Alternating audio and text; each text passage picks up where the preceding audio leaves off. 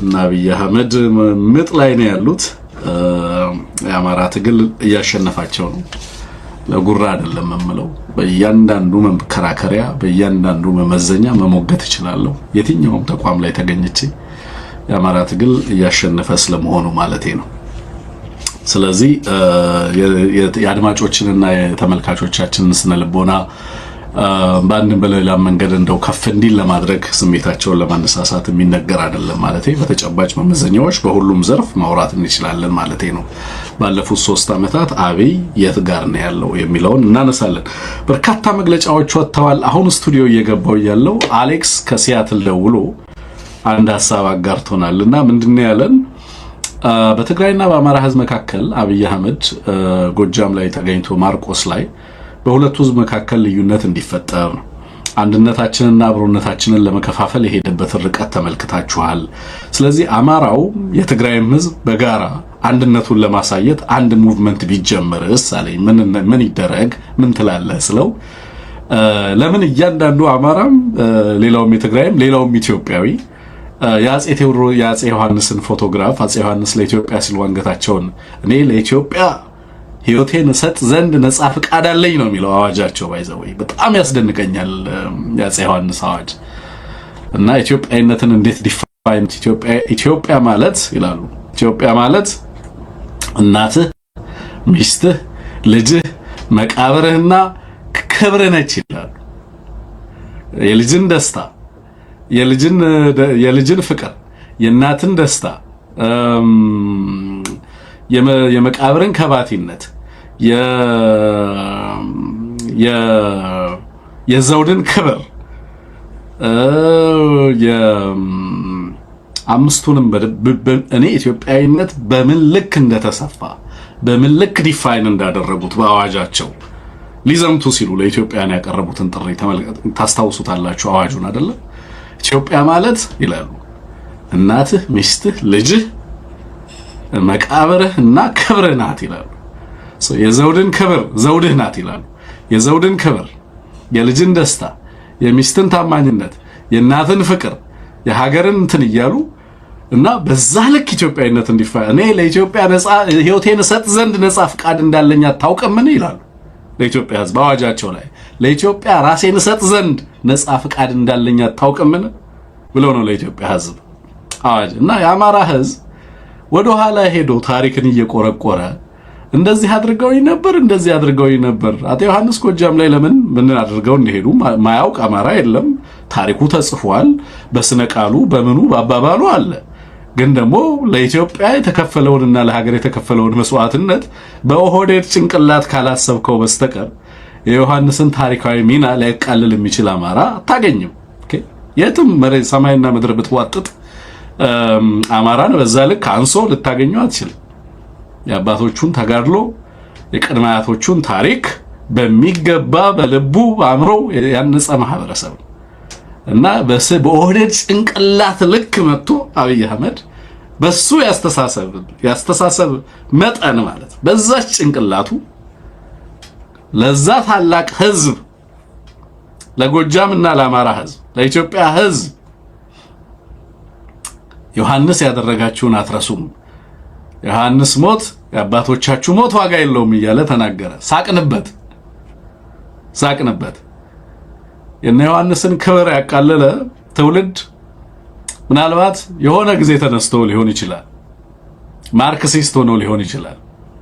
የአማራ ህዝብ ግን አንድም ቀን ዮሐንስን አሳንሶ በዘፈኑም በስነ ልቦናውም በስነ ቃሉም የአፄ ዮሐንስን ክብር አግዝፎ ሲመለከት የኖረ ለሀገር አንድነት የተከፈለውንም ሕያው መስዋዕትነት በዛው ልክ የሚዘክር በየቤቱ ብትሄዱ ከቴዎድሮስ ጎን የዮሐንስን ምስል በክብር ታገኙታላችሁ። በእያንዳንዱ አማራ ቤት ብትሄዱ፣ በእያንዳንዱ ኢትዮጵያዊ ቤት ብትሄዱ በልጅነታችን የከሳልናቸው ሁለት ድንቅ ስዕሎች መካከል የአፄ ቴዎድሮስን ሹሩባና ዮሐንስን ሹሩባ እያመሳሰልን ገና በልጅነት እድሜያችን እጆቻችን ስዕልን እንዲለማመዱ ያደረግንባቸው በዛ ልክ የምናከብራቸው ህዝባችንንና የህዝባችንን ታሪክ ሕያው አድርገው የሰፉ ማርክሲስቱ ቢመጣ ምኑ ቢመጣ ዘረኛው ጽንፈኛው ቢመጣ ሊሰብረው ያልቻለውን ዘላለማዊ ቦንድ በህዝቦቻችን መካከል ያንን ድልድይ እንድንዘረጋ ያደረጉ ዛሬ ማንም የሚፈነጭበትን ሀገር ከነ ሙሉ ክብሩ ያስረከቡ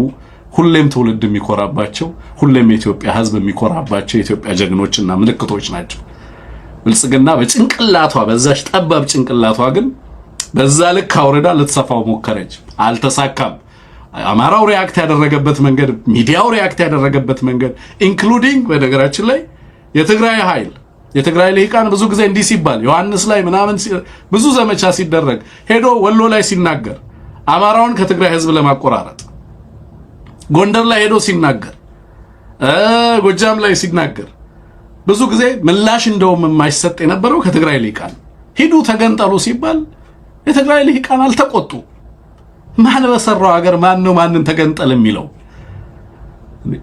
በታሪክ ፊት ማንን ተገንጠል ሊል ይችላል ብሎ አልሞገተም። አማራው የተበሳጨውን ያህል ማለት ነው፣ እኛ የሞገትነውንም ያህል እውነት ለመናገር ማለት ነው። አውቃለሁ በዛ በኩል ያለውን መከፋትና ቅራኔም ስለማቀው በዛ ልክ ሪአክት ለማድረጉ አልገረመኝም። ግን አሁን ዮሐንስ ላይ እና ባጤ ዮሐንስ ጉዳይ ላይ በትግራይ በኩል የተሰጡ መግለጫዎችን ከባህልና ቱሪዝም ሚኒስቴር ጨምሮ ከትግራይ የባህልና ቱሪዝም ቢሮ ጨምሮ ከበርካታ ተቋማት የሰጠው መግለጫ ያያየሁት ነበር። የትግራይ ባህልና ቱሪዝም ቢሮ ለምሳሌ እንደዚህ ይላል መግለጫው። የኢትዮጵያ ጠቅላይ ሚኒስትር አፄ ዮሐንስን በተመለከተ ያስተላለፉት የተዛባ መልእክትን በማስመልከት ከባህልና ቱሪዝም ቢሮ የተሰጠ መግለጫ ይላል። በታሪክ የተጻፈው ጉድለቶችን በመጎርጎር በስልጣን ላይ ለመቆየት የመሞከር ይብቃ ይላል። አብይ አህመድ እኔ ጠቅላይ ሚኒስትር አልለው አዲሱን የደብረ ማርቆስ አየር ማረፊያ ሲመርቁ በጎጃም ህዝብ አፄ ዮሐንስ የደረሰበትን ግፍ አይረሳውም ማለታቸው እንዲሁም በ2013 ዓ.ም ከደሴ ህዝብ ጋር ባደረጉት ንግግር የወሎ ህዝብ በሃይማኖት ምክንያት በአፄ ዮሐንስ ከመኖሪያው ተፈናቅሏል በማለት ከዛም በላይ ነው ያለው። በነገራችን ላይ ወሎ ላይም የተናገረው ከመኖሪያው ተፈናቅሏል ብቻ አይደለም፣ ቦሩ ሜዳን ያነሳል። በሄደበት ቦታ የማያነሳው ነገር የለም። በነገራችን ላይ ደብረ ብርሃን ሲሄድ የሚያወራው አለው፣ ወለጋ ሲሄድ የሚያነሳው አለው፣ ደሴ ሲሄድ የሚያነሳው አለው፣ ደባርቅ ሲገኝ የሚያነሳው አለው፣ ወልቃይት ሲገኝ የሚያነሳው ነገር አለ፣ አስመራ ሲገኝ የሚያነሳው ነገር አለ። አሁን ደግሞ ሶማሌ ክልልም ሲሄድ ሰሞኑን እንግዲህ አንስቶት የነበረውን ነገር ሰምቻለሁ። የማያነሳው ነገር የለም። ዛሬ ብዙዎቹን እናነሳለን። ኤኒዌይ ዋናው ትኩረታችን ግን እዚህ ላይ አይደለም። ይሄንን እንትን ላንብብላችሁ ብዬ ነው። በአፄ ዮሐንስ የደረሰበትን ወሎም ሲሄድ ባደረጉት ንግግር የወሎ ህዝብ በሃይማኖት ምክንያት በአፄ ዮሐንስ ከመኖሪያው ተፈናቅሏል በማለት በተለያዩ ዘመናት በታሪክ ውስጥ የተለያዩ ነገስታት የፈጸሟቸውን ጉድለቶች እየመዘዙ በማውጣት በህዝቦች መካከል ልዩነት እንዲፈጠር በማድረጋቸው ለአንድ ህዝቦች አንድነት ከመስራት ከሚገባው ኃላፊነት ካለበት የሀገር መሪ የማይጠበቅ ንግግር ነው መናገራቸው ተደምጧል ይላል።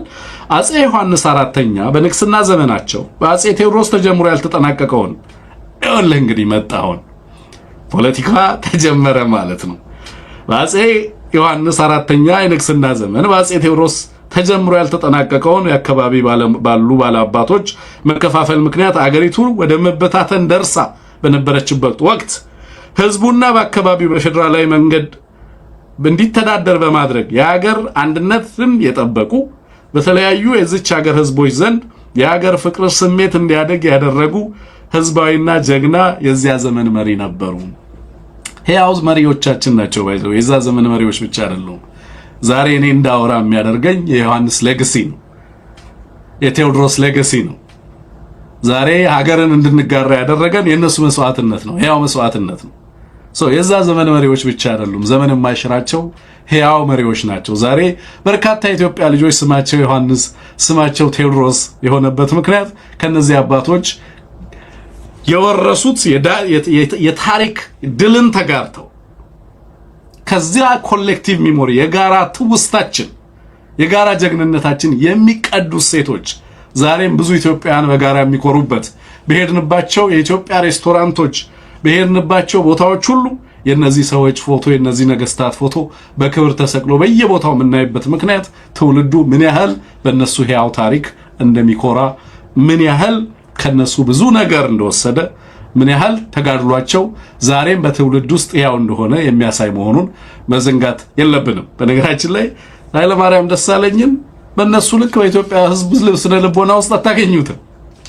ግን ኢትዮጵያን አመርቶ አስተዳድሮ ነው የወጣው። ኦኬ ኢትዮጵያንና የኢትዮጵያን ህዝብ አብዝቶ መውደድ ያውም ህይወታቸውን ሳይሰስቱ እነ ቴዎድሮስና እነ ዮሐንስና ቴዎድሮስ ያደረጋቸውን ሚስጥር አብይ አህመድ መቼም አይረዳው። ለማንኛውም ከአንደኛው ወደ አንደኛው በአጼ ቴዎድሮስ ተጀምሮ ያልተጠናቀቀውን የአካባቢውን በመከፋፈል ምክንያት አገሪቱ ወደ በብታተን ደርሳ በነበረችበት ወቅት ህዝቡ በአካባቢውና በፌደራላዊ መንገድ እንዲተዳደር በማድረግ የሀገርን አንድነት የጠበቁ በተለያዩ የዚች ሀገር ህዝቦች ዘንድ የሀገር ፍቅርን ስሜት እንዲያድግ ያደረጉ ህዝባዊ ጀግና የዚያ ዘመን መሪ ነበሩ። ለዚህ ማረጋገጫ የሚሆነው በመንግስታቸው መቀመጫ ለአንድ ሀገር በሚያመች መልኩ በመቀሌና በደብረ ታቦር ከተሞች በማድረጋቸው አጤ ቴዎድሮስ አጤ ዮሐንስ ሞባይል ነበሩ። ፍትህ እንዳይጓደል ከየአካባቢው እየሄዱ እንደ አብይ አህመድ በ2000 ኦክቶበር 2020 ነው አብይ አህመድ አይደለም ላስት ታይም 2018 ትግራይ ሄደው እነ ምኒልክ በእግራቸው 5 ወር ተጉዘው ነው ትግራይ አድዋን የተዋጉት። ከአካባቢው መኳንንት ከአካባቢው ህዝብ ጋር በህዝብ ውስጥ ታድመው ነው ኑ አዲስ አበባ ላይ ተሳፍራችሁና ብሔራዊ ምክክር እናደርግ አላሉም። እና እነዚህን አባቶች እነዚህን ሰዎች ለመወንጀል ያውም በህዝቦች መካከል መቃቃረን ግድግዳን የጠብ ግድግዳን ለማቆም የሚቻልበት ፈርሷል። በነገራችን ላይ አሌክስ ያነሳውን ነገር ብዙዎቻችሁ ፕሮፋይላችሁን እያደረጋችሁ አጤ ዮሐንስን ይሄንን አገዛዝ ማሳፈር ይሄንን አገዛዝ ማሸነፍ ያስፈልጋል፣ እርቃኑን ማስቀረት ያስፈልጋል የሚለው ነገር በጣም መሰረታዊ ነው። ዛሬ ከትግራይ በኩል የተሰጡ መግለጫዎች በእውነት በአማራና በትግራይ ህዝብ መካከል ያለውን ግንኙነት እንደዚሁ ፍንትው አድርገው በግልጽ የሚገልጹ ትብብሩን ታሪካዊ መሰረቱን ለማሳየት ጥረት እያደረጉ የተገለጹ ሆኖ መገኘታቸው ለአማራውም ለትግራይም የሚመጥን ለኢትዮጵያም ህዝብ በእውነት ክብርንና ኩራትን የሚያጎናጽፍ ሆኖ ተመልክቻለሁ። በዚህ ላይ ምንድነው የሚለው በደብረ ታቦርና በመቀሌ ከተማቸውን መቀመጫቸውን በማድረግ በተለይም አማራና የትግራይ ህዝቦችን አንድነትና በአንድነት ለመምራት በሚያስችል መንገድ የሰሩ አገር ወዳድ ነበሩ ይላል። ህወሓት ሴንትሪስት ለመሆን ጥረት እያደረገ ነው። በትርክት ደረጃ ሀገር እና ሀገርን ብሎ ለመምጣት አቅጣጫ ይመስላል። ባለፈው ተናግሬያለሁ። ተገንጣይ መስሎ መገኘት አብይ አህመድ አጌነስት ህወሓት ሞቢላይዜሽን እንዲሰራ የጥላቻ ቅስቀሳ እንዲሰራ ህዝቡንም ታሪኩንም የማይመጥን መጠነ ሰፊ ጥቃት በትግራይ ላይ እንዲሰነዘር ተጋላጭነትን የጨመረ ነው። በተለየ መንገድ ይሄንን ትርክትና የትርክት አውድ መቃኘት ያስፈልጋል፣ ተጋላጭነትን ስለሚጨምር የሚል ነገር አንስተን ነበር በዚህ ፕሮግራም አስታውሳለሁ። ዛሬ አጼ ዮሐንስ አማርኛን የቤተ መንግስት ስራ የቋንቋ ማድረጋቸው የሚጽፏቸው ደብዳቤዎችና የሚያካሂዷቸው የዲፕሎማሲ ስራዎች በአማርኛ መሆናቸው የሚያረጋግጥልን ለሀገር አንድነት የሚጠቅመውን ሁሉ ያደርጉ እንደነበረ ነው። ካን ዩ ቢሊቭ ኢት? ክብራትና ክብራን ከትግራይ ቱሪዝም ቢሮ የተሰጠ መግለጫ ነው። አጼ ዮሐንስ አማርኛን ይሄንን አንብቤዋለሁ። ይህንን ዝም ብሎ የመጣ ሳይሆን በአማራና በትግራይ ህዝቦች በባህል፣ በታሪክ፣ በሃይማኖት፣ በጂኦግራፊ አብረው የኖሩ ለሀገራቸው ለአንድነት በመስዋዕትነት የከፈሉ የዘመናት ታሪክ ያላቸው መሆናቸውን የቀድሞ አባቶቻችን ታሪክን ጠንቅቀው የሚያውቁ በመሆናቸው ነው ይላል የትግራይ ቱሪዝም ቢሮ። ደን ብልጽግና ወደ መቃብር የሚያወርድ ትርክት ማለት ይሄ ነው። ኦኬ በታሪክ ጃያንት ሆነ ኮስምነህ ብልጽግና ፊት ልትቆም አይገባም። በታሪክ ጃያንት የሆነ ህዝብ ብልጽግና ታሪክን እየመዘዘ እንዲያጠቃው ሊፈቅድ አይገባም። የመጨረሻ ነውር ነው ብዬ ነው ማምነው። ውርደት ነው ብዬ ነው ማምነው። ይሄ አማራንና ትግራይን ልብ ለልብ የሚያግባባ ነገር ካለ በዛሬው ትውልድ ከተሰራው ፖለቲካ ይልቅ በትናንት አባቶች የነበረ የልብ ለልብ መግባባት ሀገር በተጠቃችና ሀገር በምታምጥ ጊዜ በእነዚህ ህዝቦች መካከል የነበረ አብሮነት እና ህዝባዊ መስተጋብር በእንደዚህ አይነት መንገድ ሲቃኝ በእርግጥም አሸናፊነት፣ በእርግጥም ሀገርን የማዳን፣ በእርግጥም አብይ አህመድን እና የአብይ አህመድን ስርዓት ፍጻሜ ያቃርበዋል። ምንም ጥያቄ የለውም። ይሄ በሚገባ ተገልጿልና መግለጫው በጣም የሚያስገርም ነው። ሙሉ መግለጫውን ታነቡት ዘንድ በአክብሮት ጋብዛለሁ ክቡራትና ክቡራን። ምክንያቱም ከጊዜ አንጻር ከዚህ በላይ ልልበት አልችልም። ከዛ ውጪ ይሄንኑ መግለጫ የላከልኝ ሌላ ድርጅት አለ። ማን ነው? እስኪ ልመልከተው ከይቅርታ ጋር። ሌላ ተመሳሳይ መግለጫም እንደዚሁ ደርሶናል። ኤቢሲ ምንድነው የሚለው? የኢትዮጵያ ለህዝብ ግንኙነት ሰላም ፎረም ፒፕል ቱ ፒፕል ሪሌሽንስ ፒስ ፎረም የሚል ከህዝብ ለህዝብ ግንኙነት የሰላም ፎረምም እንደዚሁ መግለጫ ወጥቷል። በማህበራዊ ሚዲያም በሚዲያውም አስቀድመን እንግዲህ እኛ የዕለት ሁለት ነው ፕሮግራም የሰራንበት የአብይን ጭንቅላት ይዘን መተን የኢትዮጵያ ህዝብ በትክክል ለምን ጎጃም መቶ ስለ ዮሐንስ እንዳወራ አብይ ኢሚዲየትሊ ያንን የፖለቲካ እንትን ምን እንደፈለገ በደንብ ተገንዝበን ህዝባችን በጣም ብልህ ነው፣ ትግል ውስጥ ነው ያለው፣ ሻርፕ አድርገነዋል። እውነት ለመናገር በተፈጥሮም የነቃ ነው። አሁን ደግሞ ይበልጥ የነቃ ህዝብ ፈጥረናል። አብይ አህመድ ሲናገር ለምን ተናገረ የሚለውን በሚገባ የሚያውቅ ህብረተሰብ ተፈጥሯል። የፖለቲካ ሊቃኑ እየተግባቡ ነው ያሉት የሚለውን ነገር በደንብ ያዙልኝ። ይሄ አብይ አህመድን እና ስርዓቱን ያሸንፈዋል።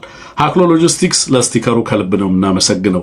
ስቲከር እየገዛችሁ ኤቢሲን እያበረታታችሁ ያላችሁ ወንድሞችና እህቶች ማን ይወቅህ እንደዚሁ ከልብ አመሰግናለሁኝ። ወደ ሌላኛው ጉዳይ ልለፍ። ትናንትና አማራ ታሪክ ሰርቷል። ብዙ ሰዎች ሁላችንም ተመሳሳይ ፖለቲካ መረዳት ላይኖረን ይችላል።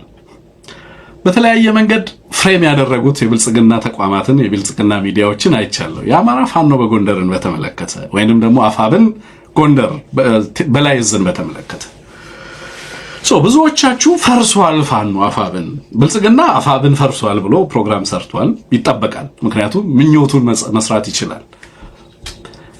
የአማራን ተቋማት የሚያፈርስ አማራ ከዚህ በኋላ አይኖርም። እኔ ያረጋግጥልሃለሁ አማራ ኦኬ እድሜ ልኬን ህይወቴን የምሰጥበት ጉዳይ የአማራ ተቋማትን ዲፌንድ ማድረግ።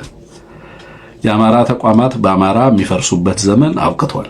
ለምን? የአማራ ቫንጋርድ ማን ነው? ናሽናሊዝሙ ነው። ናሽናሊዝሙ የአማራን ተቋም መገንባትን እንጂ ማፍረስን ዲማንድ አያደርግም።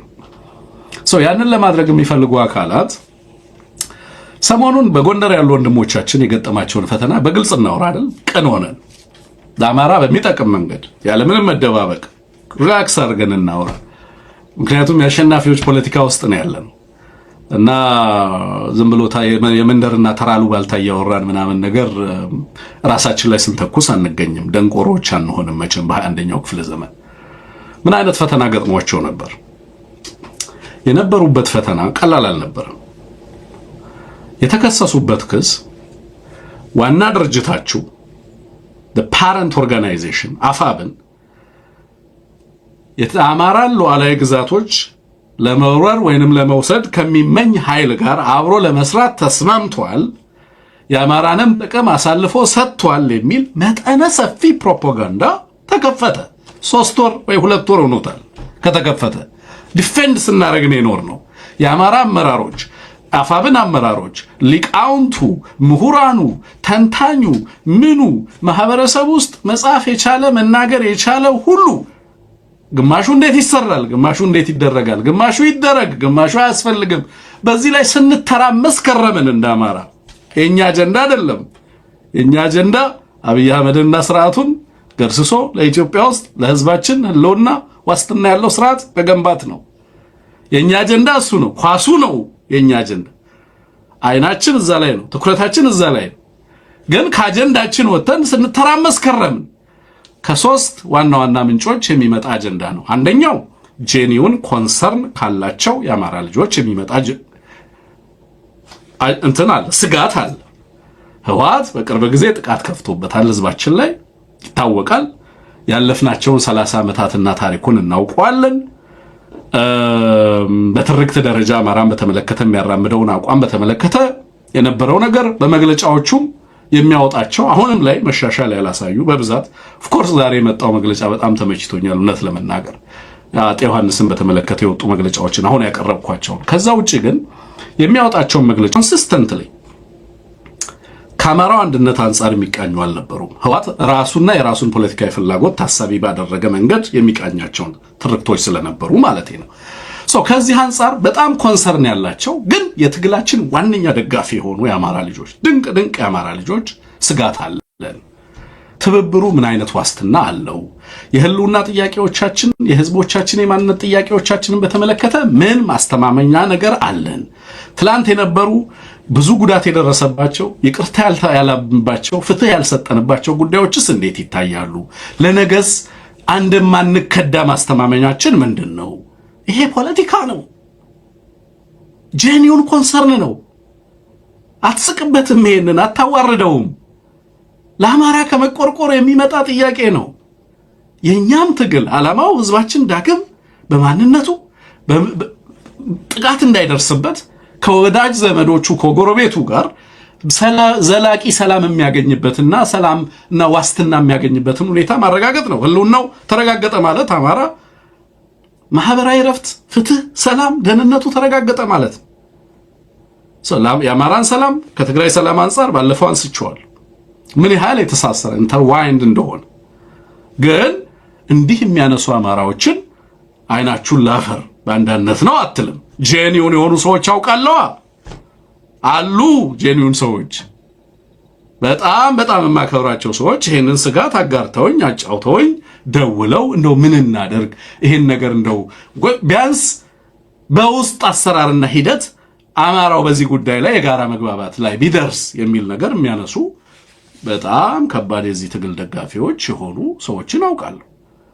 ሁለተኛው ግሩፕ ኦብቪየስሊ የአማራን ፋኖ አንድነት አፍርሶ አፋብንን የጎንደር ልጆች ከአማራ ትግል ነጥሎ ከብልጽግና ጋር ማሰለፍ የሚፈልገው ከዛ ደግሞ የብልጽግናን ሪዋርድ ባንገቱ ላይ ኒሻን እንዲጠለቅለት የሚፈልገው ሚኒስተር ዴታ ለመሆን የጓጓ ተንበርካኪ ትውልድ አለ። ያ ፍላጎት ያለው ደግሞ ልሂቅ አለ። ሶስተኛው ብልጽግና አንተን ለማፍረስ ሌት ተቀን ይሰራል። ስለዚህ በትርክት አናታናትን ይቀጠቅጣል። ይመጣና ከትግራይ ጋር ሊሰሩ ነው። ስለዚህ ከትግራይ ጋር ከጠላታችሁ ጋር እንዴት ትሰራላችሁ? ጎጃም ሄዶ ዮሐንስ ይላል፣ ወሎ ሄዶ ቦሩ ሜዳ ይላል፣ እንትን ሄዶ እንትን ይላል። ስለዚህ ከትግራይ ጋር እንዳትተባበር የትግራይና የአማራ ህዝብ ዳግም አብሮ እንዳይሰራ ለማድረግ የማይፈነቅለው ድንጋይ የለም። ስለዚህ ብልጽግና ጠላት ነው። የማመጣው ትርክት አንተን ለማጥቃት እንዳታሸንፈው ነው። ስለዚህ ብልጽግናም ለምን አደረገው ብለህ አትናደድም። ምክንያቱም ምን ማድረግ እንዳለበት ስለሚያውቅ ነው የሚያደርገው። እነዚህ ጀግና የጎንደር ልጆች ምንድን ያደረጉት? ይሄ ፈተና ከፍተኛ ደረጃ ፈትኗቸዋል። እነሱ ጫማ ላይ መቆምን ይጠይቃል። እነሱ ጫማ ላይ ከዛስ ተገንጥላችሁ ወጣችሁ አፋብንን ትታችሁ ከብልጽግና ጋር ተሰለፉ የሚለውን ፕሮፖዛል በአፍንጫው ገልብጠውት ምን ይዘው መጡ? የአማራ ልጅ አሸንፏል፣ የአማራ ብሔርተኝነት አሸንፏል፣ ከሌሎች ኃይሎች ጋር የምንሰራበትን ምናምን ብለው ቀይ መስመሮቻቸውን አስቀምጠው መጡ። ግን ደግሞ በአማራ እናት ድርጅት ውስጥ በቋሚነት እንቀጥላለን። ቋሚ ጠላታችን ብልጽግና ነው። ዛሬም ግን አማራ ላይ የሚዝቱ ደግሞ ሌሎች ኃይሎች ኖርማላይዝ ማድረግ የማይፈልጉ ዛሬም አማራው ነው ጠላታችን፣ የኛ አደጋ ከሚመጨው ከአማራ ነው የሚሉ ኃይሎች ካሉ ደግሞ እነሱንም እንፋለማለን። ቀይ መስመር አለን። በማንነታችን በርስታችን ጉዳዮች ላይ እንታገላለን። የትግል አቅጣጫዎቻችንም ግቦቻችንም ናቸው ብለው መጡ። በዚህ ውስጥ ቢሊዮን ብር የተቀበለው ብልጽግናን አፋብንን አፍርሼ ያስረክብሃለሁ እነ ደረጀን የጎንደር ልጆች በብልጽግና ውስጥ አሰልፋለሁ ያሉት እነ ታዬ አጽቀሥላሴ ኩም ምን ያሉት?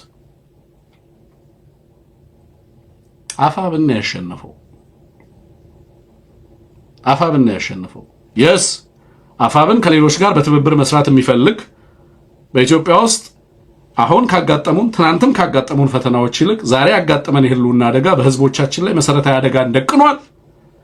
ስለዚህ የአማራና የትግራይ ህዝብ ትብብር መቀጠል አለበት። ዳግም ህዝባችን በጠላትነት ሊፈራረጅ የሚችልበትን እድል ማጥፋት አለብን።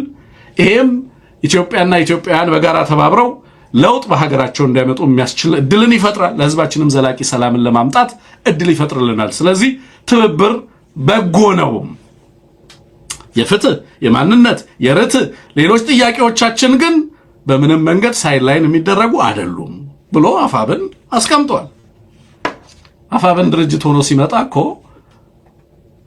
ያወጣውን መግለጫ ተመልክታችሁ ከሆነ የሚታገልባቸውን የአማራ ቀይ መስመሮች ያላቸውን ነገሮች በግልጽ አስቀምጧል። ለአማራና ለትግራይ ህዝብ አዲስ የሆነ የፖለቲካ አስተሳሰብ፣ ከቦክስ የወጣ የፖለቲካ አስተሳሰብ፣ የገጠሙንን ፖለቲካዊና ሌሎች ችግሮችን ልንፈታ የምንችልባቸውን ሐሳቦች ማንሸራሸር የሚቻልበት እድል ይኖራል ወደፊት።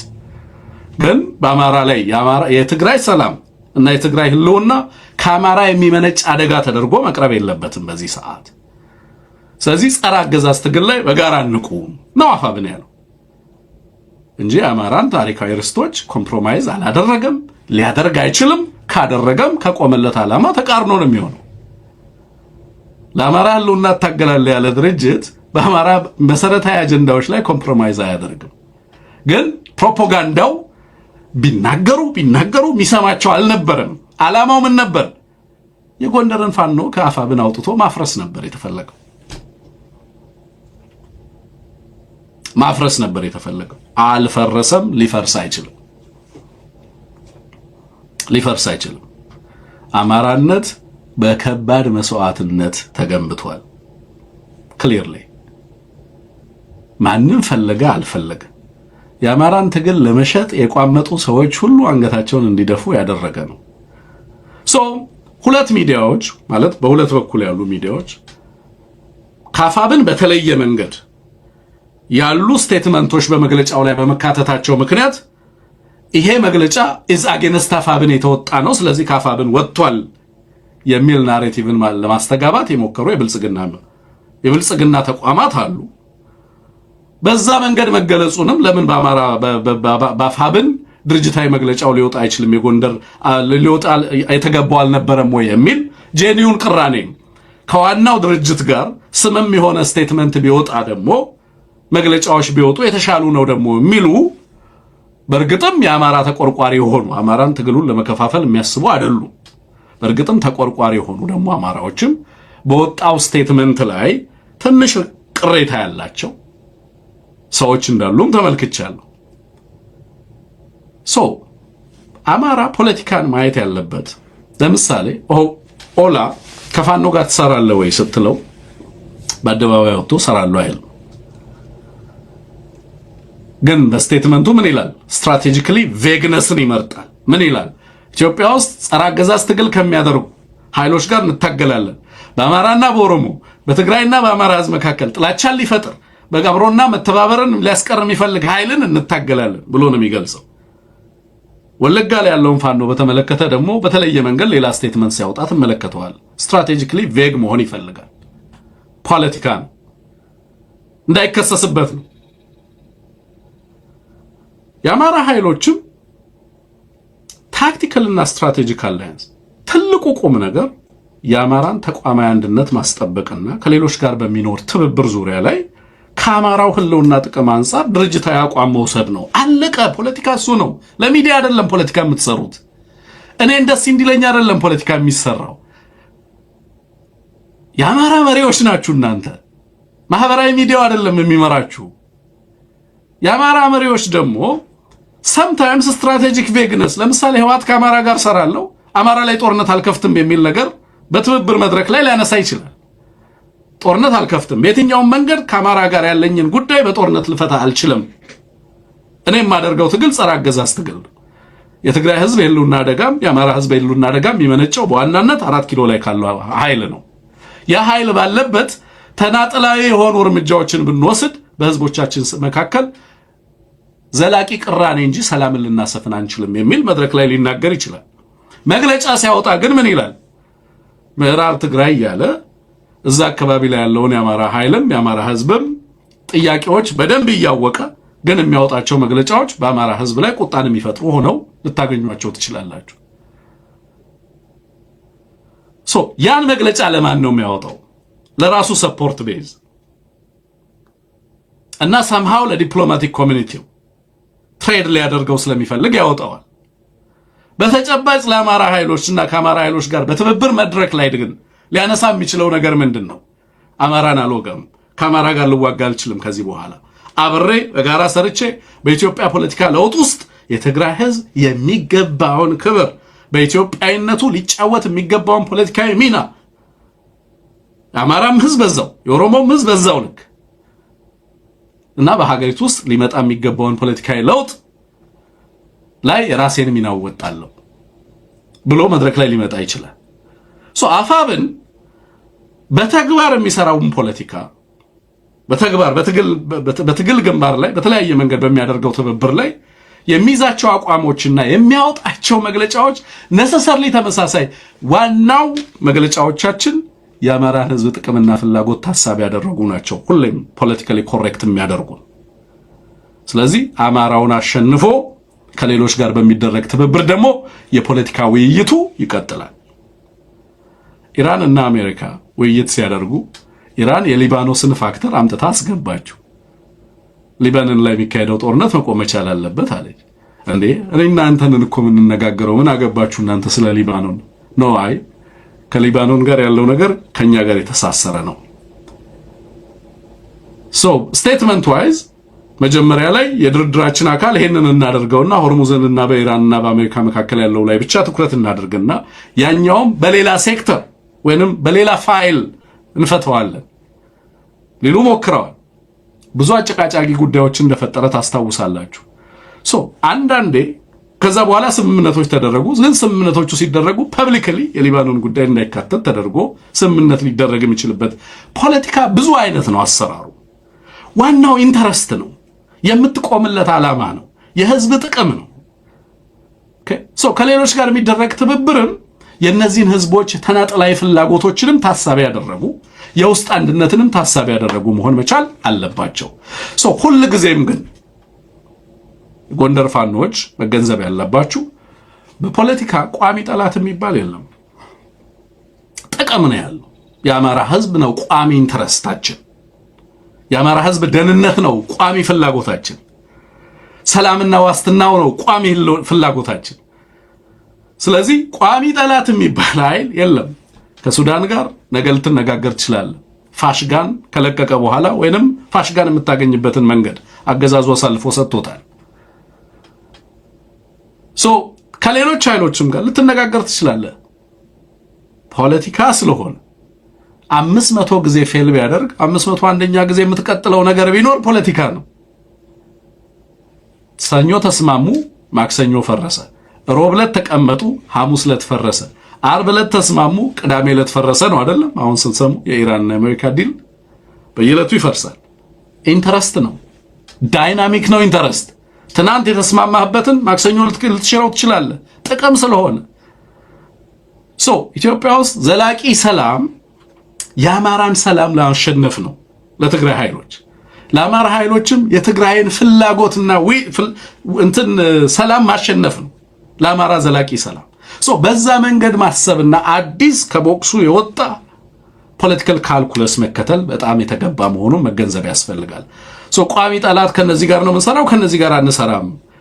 ለአማራ ቋሚ ጠላት አይደለም ቋሚ ወዳጅ ነው ማበጀት የሚገባን። ፖለቲካ እሱ ስለሆነ ግን የአማራን ኢንተረስት ደግሞ ኮምፕሮማይዝ አናደርግም። እንዴት ነው ሁላችንም ዊን ዊን ሆነ ሁሉም አሸናፊ ወደሚሆንበት የፖለቲካ አውድ የምንመጣውን የሚለውን በየዘመኑ ማሰብ ያስፈልጋል። በተቻለ መጠን ሌሎች ጦርነቶችን ማስቀረት ነው ፖለቲካ። ያንን ማሰብ ያስፈልጋል። ከዛ ውጭ ግን ሁሌም ልዩነት ቢኖራችሁ ፋይን። ለአማራ ከሆነ ልዩነቱ ደስ ነው የሚለኝ። ልዩነታችሁን ግን በምን ስር ፍቱት? በአፋብን ስር ፍቱት። በአማራ ታገሉት አፋብንን። ልዩነት ካለ ውስጥ አጥራ ድርጅትህ ውስጥ ነው ይሄ አማራን ጥቅም አያስከብርም፣ በዚህ መንገድ እናስተካክለው፣ በዚህ መንገድ እናቅናው፣ በዚህ መንገድ እንሂድ፣ ይሄኛውን ደግሞ እንዲናደርግ፣ ከትግራይ ጋር ያለንን ደግሞ ቅራኔ በዚህ መንገድ እንፍተው እያሉ ሁሉ ጊዜ አዳዲስ ሐሳብ ማመንጨትን ይጠይቃል ፖለቲካ። ስለዚህ ድርጅታችሁ የእናንተ ብቻ አይደለም፣ የአማራ ትውልድ ድርጅት ነው። ማንም ረግጦት ሊወጣ አይችልም። ለዚህ ነው አብይ አህመድ የተሸነፈው።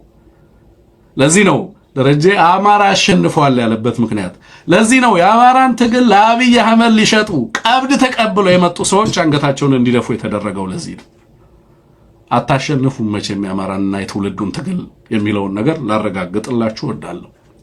ምክንያቱም ይሄ አማራ ትውልድ የበራለት ትውልድ ነው። በጨለማና በድንቁርና የሚማስን ትውልድ አይደለም፣ የበራለት ትውልድ ነው። የትግራይን ህዝብ ሰላም ከራሱ ሰላም ጋር በደንብ ኳሊፋይና ኳንቲፋይ ያደርጋል።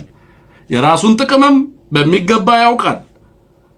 ስለዚህ በአማራነት ጥላ ስር በድርጅታዊ ጥላ ስር ያሉ ልዩነቶችን በደንብ ወርቅ አድርጎ መፍታት ይቻላል። ኤንድ ስቴትመንቶቻችሁ ፐብሊክሊ ኤንድ በተግባር የምትሰሮቻቸው ነገሮች ሁሌም ከአማራ ጥቅም አንጻር እና ፖለቲካውን ልታሸንፉ የምትችሉበትን ስልት እያሰባችሁ ነው ፖለቲካ የምትሰራው።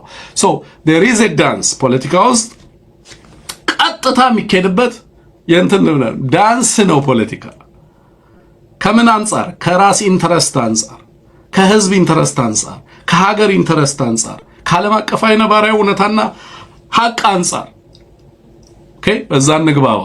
ስለዚህ ፓኒክ አናደርግ። ትላንትና አንዳንድ ሰዎች አፋብን ፈረሰ ማለት ነው ምናምን ብለው እንትን ሲሉ ኖ አንድ ፖለቲካ የሚያውቅ ሰው ለኔ ትላንት አፋብን ፖለቲካ መሆኑን ያሳየበት ነው እንጂ እንደውም ጠላትን ያሸነፈበት እጅግ የሚገርም ረቂቅ ስሌት የታየበት የመጣውን ማዕበል የቀለበሰበት አማራዊ አንድነት ያሸነፈበት ተደርጎ ሪፍሬም መደረግ መቻል አለበት። አንቸኩል። ህይወቱን ሊሰጥ የወጣ ወንድም ያለበትን ፈተና በሱ ጫማ ላይ ቆሞ ማየትንና መመርመርን ይጠይቃል። ሁላችንም መስዋዕትነትን ለመክፈል ጎበዞች አይደለንም። አናስመስል።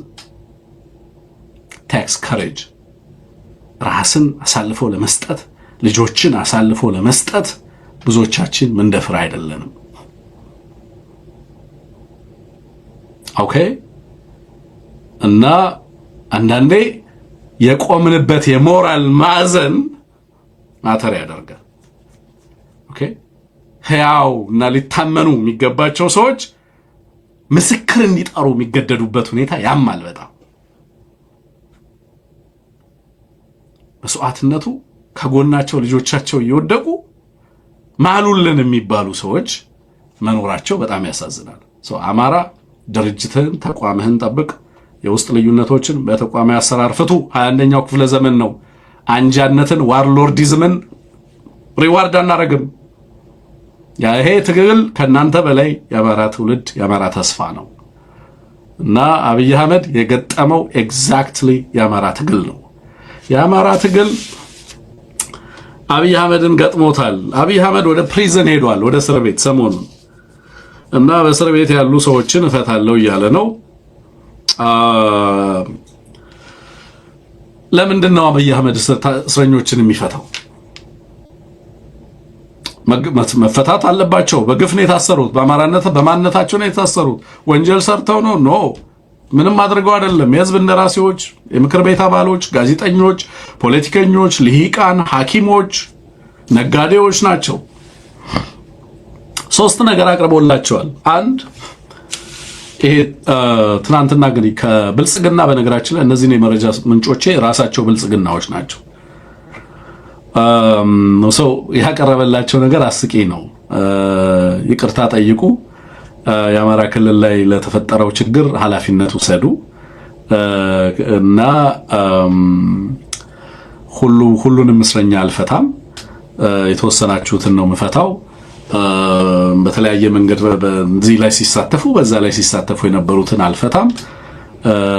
ሌላው ያው እንግዲህ አማራ ብቻ ደግሞ ከተፈታ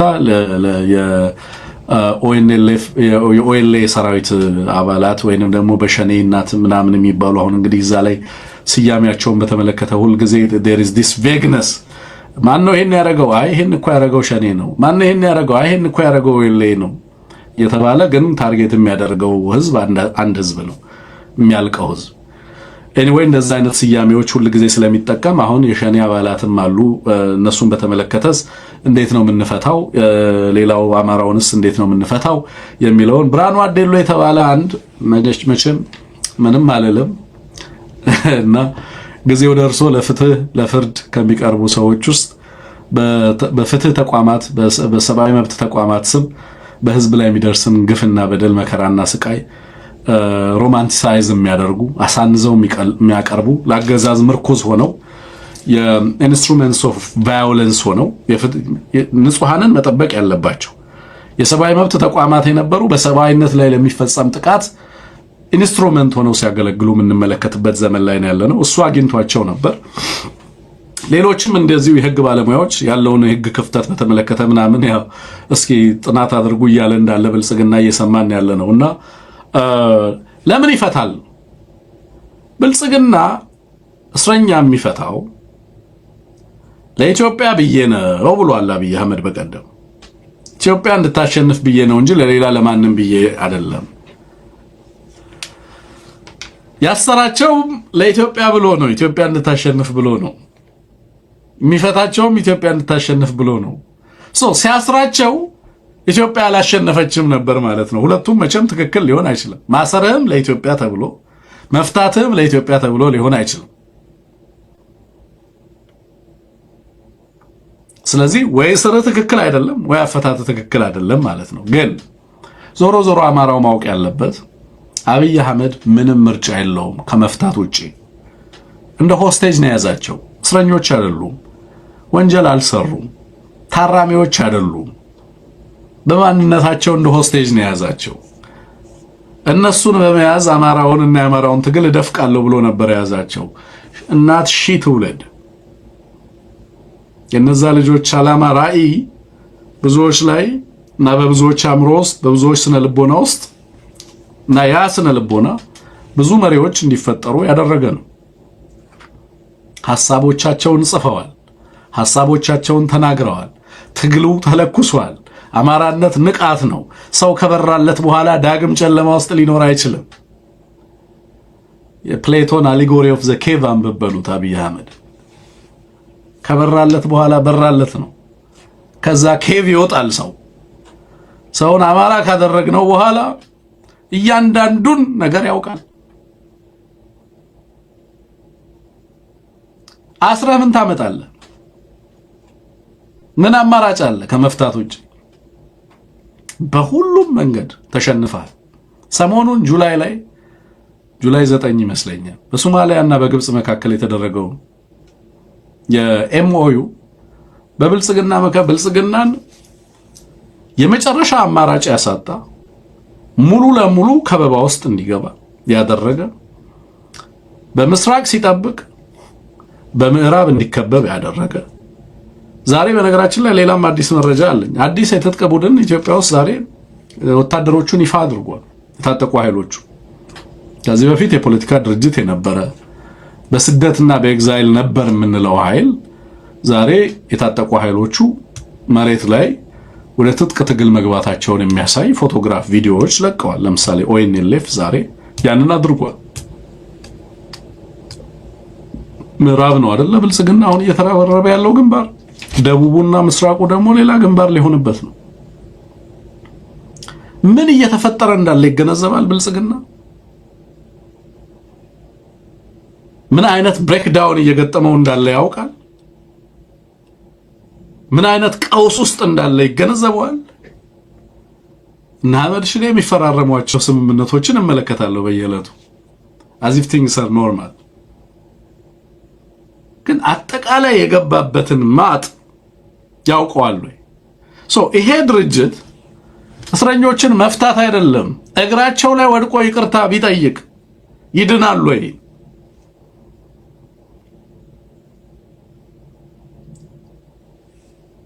ያውቃሉ። በዛ እስር ቤት ያላችሁ የአማራ ልጆች ነገ ወጣችሁ ይሄን ፕሮግራም ሰሙታላችሁ። ታውቃላችሁ ይሄ ትግል እንደሚያሸንፍ። እዛ እስር ቤት ሆናችሁ ታውቃላችሁ ይሄ ትግል እንደሚያሸንፍ። ለምን እንደታሰራችሁም ታውቃላችሁ። እንዴትም እንደምትፈቱ ታውቁታላችሁ። ያለመናችሁም ያልተማጸናችሁትም ለዚህ ነው። ምክንያቱም ይሄ አገዛዝ እንደሚሸነፍ ግልጽ ስለነበረ በብዙ መንገድ ለእናንተም ክሊር ስለነበረ ማለት ነው። ኮሚቴ አዋቅሮ ኦልሬዲ ብልጽግና ሂደቱን ጀምሮታል ማለት ነው። ይሄ ተጨባጭ መረጃ ነው አሁን የምነግራችሁ ማለት ነው። ክሊርሊ ያለን ነገር ነው ምነግራችሁ። ሌላው ቅድም ያልኳችሁ የዚህ የሶስተኛ ጉዳይ ያስኩት የኦኤንኤልኤፍ ትጥቅ ትግል መጀመሩን ነው። በነገራችን ላይ ጅጅጋ ያለው ኦኤንኤልኤፍ አንድ አስገራሚ ንግግር ሲናገር ነበር የነበረው አመራሩ። ኢትዮጵያ ያለው ማለት ነው። አንደኛው እንግዲህ ሁለት ፋክሽን ሆኗል። አንደኛው ናይሮቢ ቤዝ ያደረገው ነው ኦቴንቲኩ እሱ ነው የሚሉት ሰዎች እሱ ውሳኔ ነው ያደለው ወስነው፣ ግን በአብዱራህማን ማህዲ የሚመራው አለ መቀመጫውን ናይሮቢ ያደረገ። አሁን እንዳልኩት ዛሬ ወታደሮቹ ልክ የአፋርም ኃይል 5ኛ ዙር ስልጠና ዛሬ አጠናቀው በርካታ ሰራዊት ሲያስመርቅ እሱም ቪዲዮ እንደዚሁ እየተዘዋወረ ነው ያለው። የኦኤንኤልኤፍም ሰራዊት እንደዚሁ ወደ ትግል አክቹሊ መግባቱን የሚያሳዩ ቪዲዮዎች ዛሬ ተለቀው እሱን ስመለከት ነበር የነበረው። እሱንም ተመልክቻለሁ። ጅጅጋ ላይ ያለውም በጣም አስገራሚ ንግግር ተናግሯል እና እሱን ንግግር ትንሽ ባነሳላችሁ ጥሩ ነው። ምናልባት ቪዲዮ ማሳየት አይጠበቅብንም ይቅር። ግን የሚለው ነገር ምንድነው? ልታሳየንም ትችላለህ ቴክኒሻናችን። በህዝብ ቁጥርኛ ሁለተኛ ነን። ሱዳንን፣ ሶማሊያን፣ ኬንያንና ጅቡቲን የምናዋስነው እኛ ነን። ሶማሊያን፣ ኬንያንና ጅቡቲን በሀገሪቱ ሁለተኛ የህዝብ ቁጥር ያለን እኛ ነን። ኤሳን ኡፍቴ የሚል ነገር አንሰማም ከዚህ በኋላ። እንደ አንደኛ ሆነን እንኖራለን ካላችሁ ረፉ፣ ነፃ ሀገር እንመሰርታለን እያለ ኦህዴድን በቀጥታ ዋርን እያደረገ ሲናገር የሚያሳይ ቪዲዮ ነው እና በግልጽ እንግዲህ አብይ አህመድን ያበቃላችኋል፣ እንደ አንደኛ እንጂ እንደ ሁለተኛ ሆነን መቀጠል አንፈልግም ከናንተ ጋር። እኛ ትልቅ ሀገር ነን፣ ትልቅ ህዝብ ነን፣ ትልቅ ጥቅም አለን፣ አቅም አለን የሚል ንግግር ሲናገር ሰምቼዋለሁና እቺ ትርክት ሰሞኑን የሰማኋት ብልጽግና ከሰሜንና የሰሜን ኃይል የሚመጣብኝ ከሆነ ሌላውን ለመያዝ እንደዚህ አይነት አፕሮች ልከተል ብሎ ነው እንግዲህ ሌላውን ማህበረሰብ በደቡብም በምስራቅም እየሄደ ሰሜኖች የሚመጡ ከሆነ ሁላችንም የየራሳችንን ሀገር መያዛችን አይቀርም። ስለዚህ አሁን ባለው ሁኔታ ግን ተባብረን በጋራ ቆመን እንዲህ አይነት ነገሮችን ለመከላከል ጥረት እናድርግ እያለ አብይ አህመድ ፖለቲካ እንደ መስራት ጥረት እያደረገ እንዳለ እንመለከታለን። በተለያየ ቦታ ላይ ያው ነው ምስራቅ ጎጃም ላይ ሄዶ ማርቆስ ላይ ያንን ከተናገረ ሌሎች ቦታዎች ላይ ሲሄድ ምን እንደሚናገር ነው ግልጽ ነው። ቱርኮችን ሲያገኝ የሚናገረው ሌላ ነው። ካታርን ሲያገኝ የሚናገረው ሌላ ነው። ሌሎችን አካላት ሲያገኝ የሚናገረው ሌላ። እያንዳንዱ የተለየ ቃል ተገብቶለታል። ሲዳማ የተለየ ኢምፖርታንስ እንዲሰማው የተለየ ቫልዩ እንዳለው እንዲሰማው ያደርጋል። ከፍቾ ጋር ሲሄድ ከፋዎች እንደዛ እንዲሰማቸው ለማድረግ ይሞክራል። አማራ ጋር ሲመጣ አማራውን በተናጠል እንደዚህ አይነት ተራ ድራማ ውስጥ እና በእንደዚህ አይነት ሁኔታ ቀጥላለሁ ሲል የነበረ ነው። የአብይ አህመድ ካርዶች ጠብ እያሉ ነው። በግልጽ ነው መመለከተው።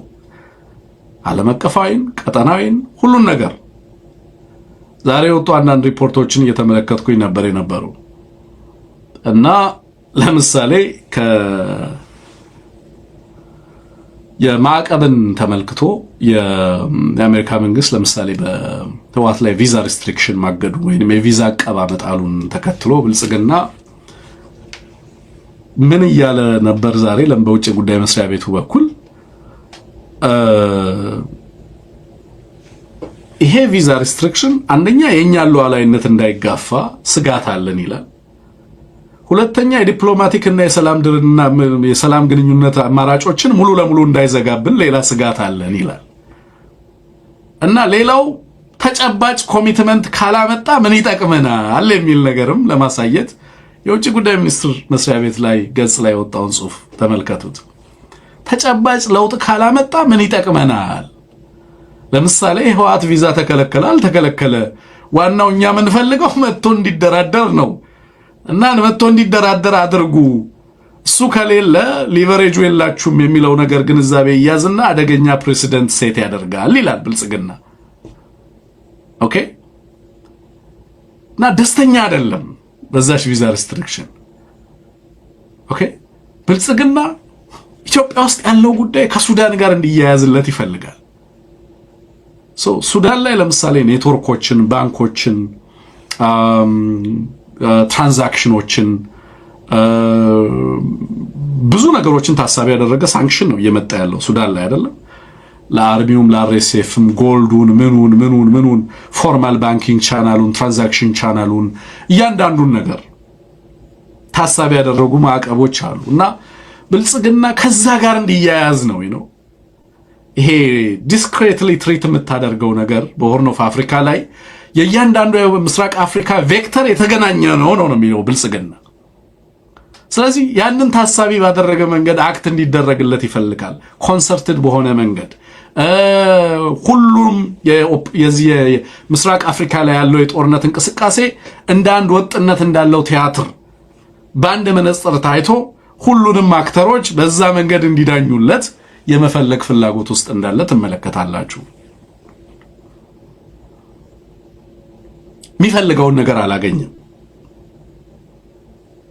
የሚፈልገውን ነገር አላገኘም።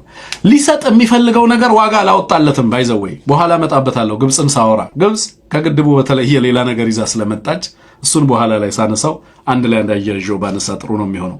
ኤኒዌይ ግን ኦኤንኤልኤፍ ሰራዊቱን ማሳየቱን ተከትሎ እንግዲህ አዲስ ሌላ ግንባር ኦፍ ኮርስ ኦኤንኤልኤፍ የዚህ የጽምዶ አካል ነው አይደለም የሚለውን በትክክል ማረጋገጥ አልተቻለም። ግን ከሆነ ምናልባትም በምስራቅ ግንባር ሌላ ብልጽግናን የሚፈትን ሌላ አደጋ እንደመጣ በግልጽ እንመለከታለን። ብልጽግና ብሔራዊ ምክክር እያረኩ ነው የምክክር ኮሚሽኑ ምናምን እያለ ድራማ እየሰራ ባለበት ሰዓት ሀገሪቱ ውስጥ ግን በየዕለቱ የትጥቅ እንቅስቃሴና የትጥቅ ትግሉ እየፈነዳ እንዳለ ትመለከታላችሁ።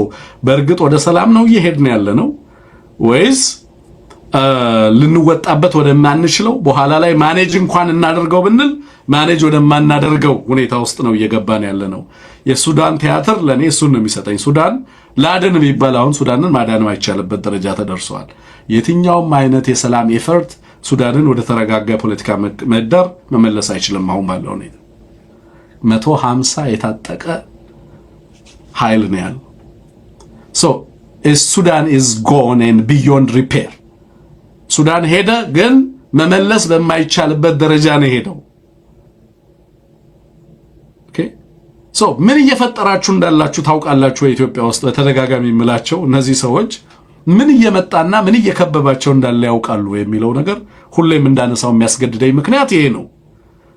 ድራማውን አቆሙት። ምክክር ኮሚሽን እያሉ አጀንዳዎቹን ቢቢሲ በነገራችን ላይ አሁን ቀጥሎ እንደውም እሱን ላንሳላችሁ። ከሽመልስ አብዲሳ ወሬ በፊት ቢቢሲ ትላንትና በአፋን ኦሮሞ የሰራውን ዘገባ ተመልክቼዋለሁ። ቢቢሲ በሰራው ዘገባ ላይ የብሔራዊ ምክክር ኮሚሽኑ ብልጽግና በብሔራዊ ምክክር ኮሚሽኑ ላይ ይዞት የሚቀርበው አጀንዳ ብልጽግና በምክክር ኮሚሽኑ ላይ 40% ውክልና አለው። አዲስ ስታቲስቲክስ ነው። 40% ሌላው 60% ሌሎች ፓርቲዎች አይደሉም፣ የብልጽግና አፊሊየትስ ናቸው። እና ብልጽግና ራሱ የመረጣቸው የራሱ ካድሬ ፑል ውስጥ ያሉ ናቸው። ተመካካሪም አመካካሪም ማለት ነው። በዚህ ሂደት ብልጽግና ምክክር ኮሚሽኑ ላይ እንደ ብልጽግና ወጥ አቋም ይዘን እንግባ ብሎ 3 ቀን ናዝሬት ተሰብስቧል። ያን ስብሰባ በተመለከተ ጀዋር የሰጠን ነገር ነበር። ከዚህ በፊት ጀዋር ያነሳው ነው ተብሎ ለምን ይሄ አጀንዳ መጣ ብለን እንደውም ኮንስፓይረሲ ቲዮሪን እየተከተልን ብዙ ነገር ስንል ነበር የነበረው። ኤኒዌይ ግን ያው ጀዋር አወራውም አላወራውም ለኔ ብልጽግና ምን እያደረገ እንዳለ በተደጋጋሚ ስናነሳ የነበረው ነገር ስለሆነ ብርቅ አይደለም ማለት ነው። ዛሬ ግን ቢቢሲ ይዞት ወጣ። አረጋግጫለሁ ብሎ መጣ። ቢቢሲ በአፋን ኦሮሞ ነው የሰራው ዘገባውን። እኔ ይዤላችሁ መጥቻለሁ። ከነትርጉሙ ላቅርብላችሁ፣ ትንሽ እንስማው። Galatoon Miirphaa marii miseensonni mana marii paartichaa fi hoogganoonni olaanoon naannolee walumatti 300 irratti hirmaatan kuni waxabajjii 23 hanga 25 guyyoota 3 magaalaa Adaamaatti kan gaggeeffame gara torban tokko duraati. Waltajjii kana pirezidaantii ittaanaa paartichaa ከሰኔ 23 እስከ 25 በነበረው ከ300 በላይ ብልጽግና አባላት የተገኙበት ስብሰባ በናዝሬት ተካሂዶ ነበር ነው የሚለው ቢቢሲ ነው። በዛ ስብሰባ ላይ ግልጽ የሆኑ ነገሮች ተነስተዋል። በብልጽግና የጋራ አቋም እንያዝ ነው ያለው። የጋራ አቋማችን ህገ መንግስቱ መቀየር አለበት። አሁን የሚያነሳቸው ነጥቦች አሉ፣ እነሱን አነሳላችኋለሁ። ምን ነጥቦች ላይ ብልጽግና የጋራ አቋም ለመያዝ ሞከረ ነው። ወጥተው ይሄንን ተቃውሞ ደግሞ መግለጫው ለሚዲያ እንዲደርስ ለማድረግ የሞከሩ የዛው ስብሰባ ላይ የነበሩ ሰው አናግሬ ስማችን እንዳይገለጽ ያሉ ስማቸው እንዲገለጽ ያልፈለጉ በስብሰባው ላይ የተገኙ ሰው የብልጽግና ባለስልጣን ናቸው መረጃውን የላኩልኝ ብሎ ነው ቢቢሲ ስማቸውን ለመጥቀስ አልፈለገም፣ ግን ዘገባውን ሰርቶታል። በዘገባው ላይ ክሊር የሆኑ የብልጽግና ውጤቱንም እንግዲህ የብሔራዊ ምክክር ኮሚሽኑንም ውጤት ከወዲሁ አውቀናል ማለት ሶ ምንድነው ብልጽግና ይዞ መጣቸው ነገሮች ምንድን ናቸው የሚለውን ስናነሳ አንደኛ ብልጽግና የጋራ ሊያደርግ የሞከረው በህገ መንግስቱ እንደሚቀየር ህገ መንግስቱን ወደ መቀየር ሌሎች አጀንዳዎችን ብልጽግና እስረኛ ወደ መፍታት ምናምን የሚገባው ራሱን ለማዳን ነው ሶ እኛ ብሔራዊ ምክክር ኮሚሽኑን በተመለከተ እንደ አማራ ያለን አቋም ግልጽ ነው outright rejection ነው ኦኬ አማራ የለበትም ልሂቃኖቻችን እስር ቤት ናቸው ሌላው ህዝባችን ትግል ላይ ነው ሌላው ስደት ላይ ነው ስለዚህ ሂደቱ የአማራ ሂደት አይደለም ሌላው ምርጫውንም እኛ ኢትዮጵያ ውስጥ ሌጂቲሜት የሆነ በኢትዮጵያ ውስጥ ፖለቲካል የናሽናል ዲያሎግ ለማካሄድ የሚያስችል ማንዴት ያለው ፖለቲካሊ ቅቡል የሆነ ወይንም ተቀባይነት ያለው ኃይል የለም ነው የአማራ አቋም ምክንያቱም አልተመረጠም ብልጽግና አማራ ላይ ትግራይም የለበትም ምክንያቱም ያልተመረጠ አካል ናሽናል ዲያሎግን ያህል ነገር ፋሲሊቴት የማድረግ ማንዴት የለው አለቀ ጨርሰናል እዛ ላይ ስለዚህ ጉዳይ ስናወራ የሚመጣውንና የሚደረገውን ነገር ለመጠቆም ያህል እንጂ የአማራን አቋም በተመለከተ አማራው የዚህ ሂደት አካል አይደለንም ህገ መንግስት አይደለም ምንም ነገር ሲያሻሽል ጂኦግራፊ ሲያሻሽል ቢውል አይመለከተንም የኛ ጣፈንታና የሀገራችን ጉዳይ የሚወሰነው በህዝባችን በሚያደርገው የተቀናጀ ትግል ነው ጨርሰናል ስለዚህ እኛ ኢትዮጵያ ውስጥ ናሽናል ዲያሎግ ለማድረግ የሚያስችል መሰረታዊ የሆነ ሚኒመም ፖለቲካል ኮንሰንሰስ አስፈላጊ ወይንም መሰረታዊ የሚባል የፖለቲካ ስምምነት የለም ብሔራዊ ናሽናል ዲያሎግ እኛ ህዝባችን በጦርነት ውስጥ ሆኖ በየለቱ የ8 ዓመት ህፃናት በአብገዛዙ ጨካኝና አውሬ ሰራዊት በሚደፈርበት ሂደት ውስጥ የአማራ ህዝብ ቁጭ ብሎ ህሊናውን ንጹህ አድርጎ ናሽናል ዲያሎግ ሊያደርግ የሚችልበት ሂደት የለም ሌላው በምርጫ ሂደት አልተሳተፈም ህዝባችን ስለዚህ በምርጫው ያልተሳተፈ ህዝብ በምርጫ ያልተመረጠ አገዛዝ ናሽናል ዲያሎግን የማካሄድ ማንዴትም የለውም የመተግበርም ናሽናል ዲያሎጉን ኦን የማድረግም ሂደቱንም ጭምር ማንዴት የለውም ነው ስለዚህ ኢትዮጵያ ውስጥ ይሄ ኃይል ለፍርድ መቅረብ ያለበት ኃይል ነው እንጂ ናሽናል ዲያሎግ ምናምን የሚለውን ያንን ቅዱስ ተግባር ለማድረግ የሚገባው ኃይል አይደለም ጄኖሳይደር ነው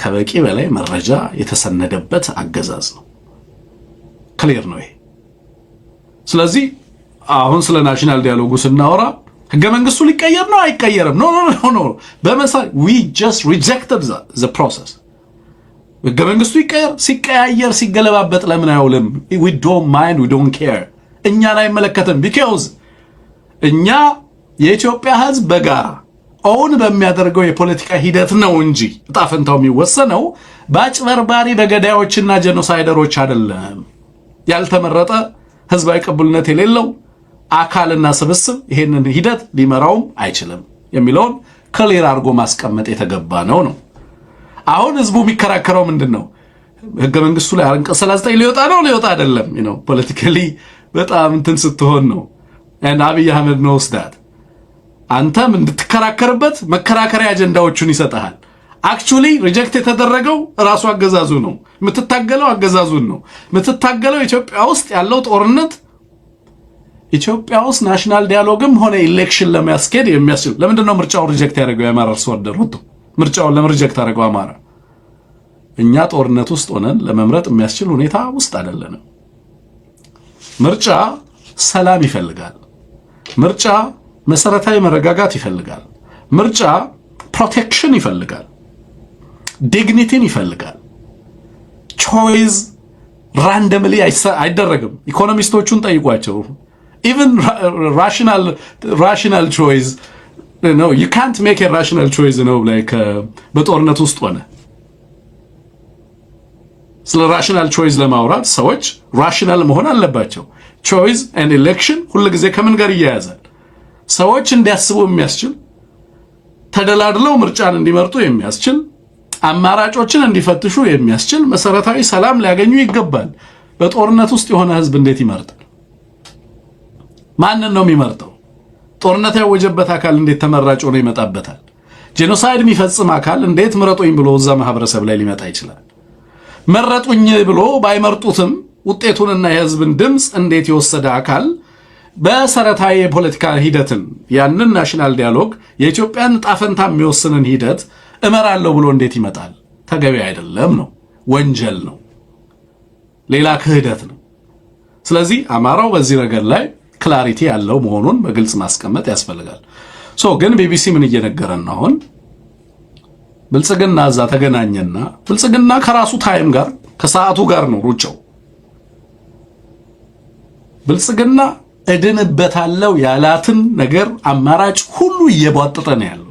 በጠፍሩ ነው እየቧጠጠ ያለው። እቺ ናሽናል ዲያሎግ ታድነኛለች ተስፋቸው ነው።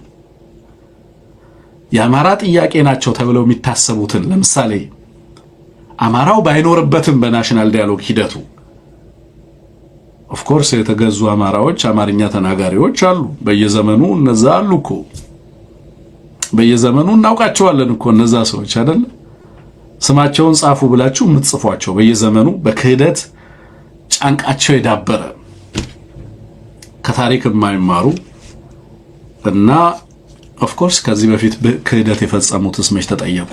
እውነት ለመናገርና በየዘመኑ ካዲ ትውልድ እንትን የሚልበት ምክንያትም ከዛ የመነጨ ይመስለኛል።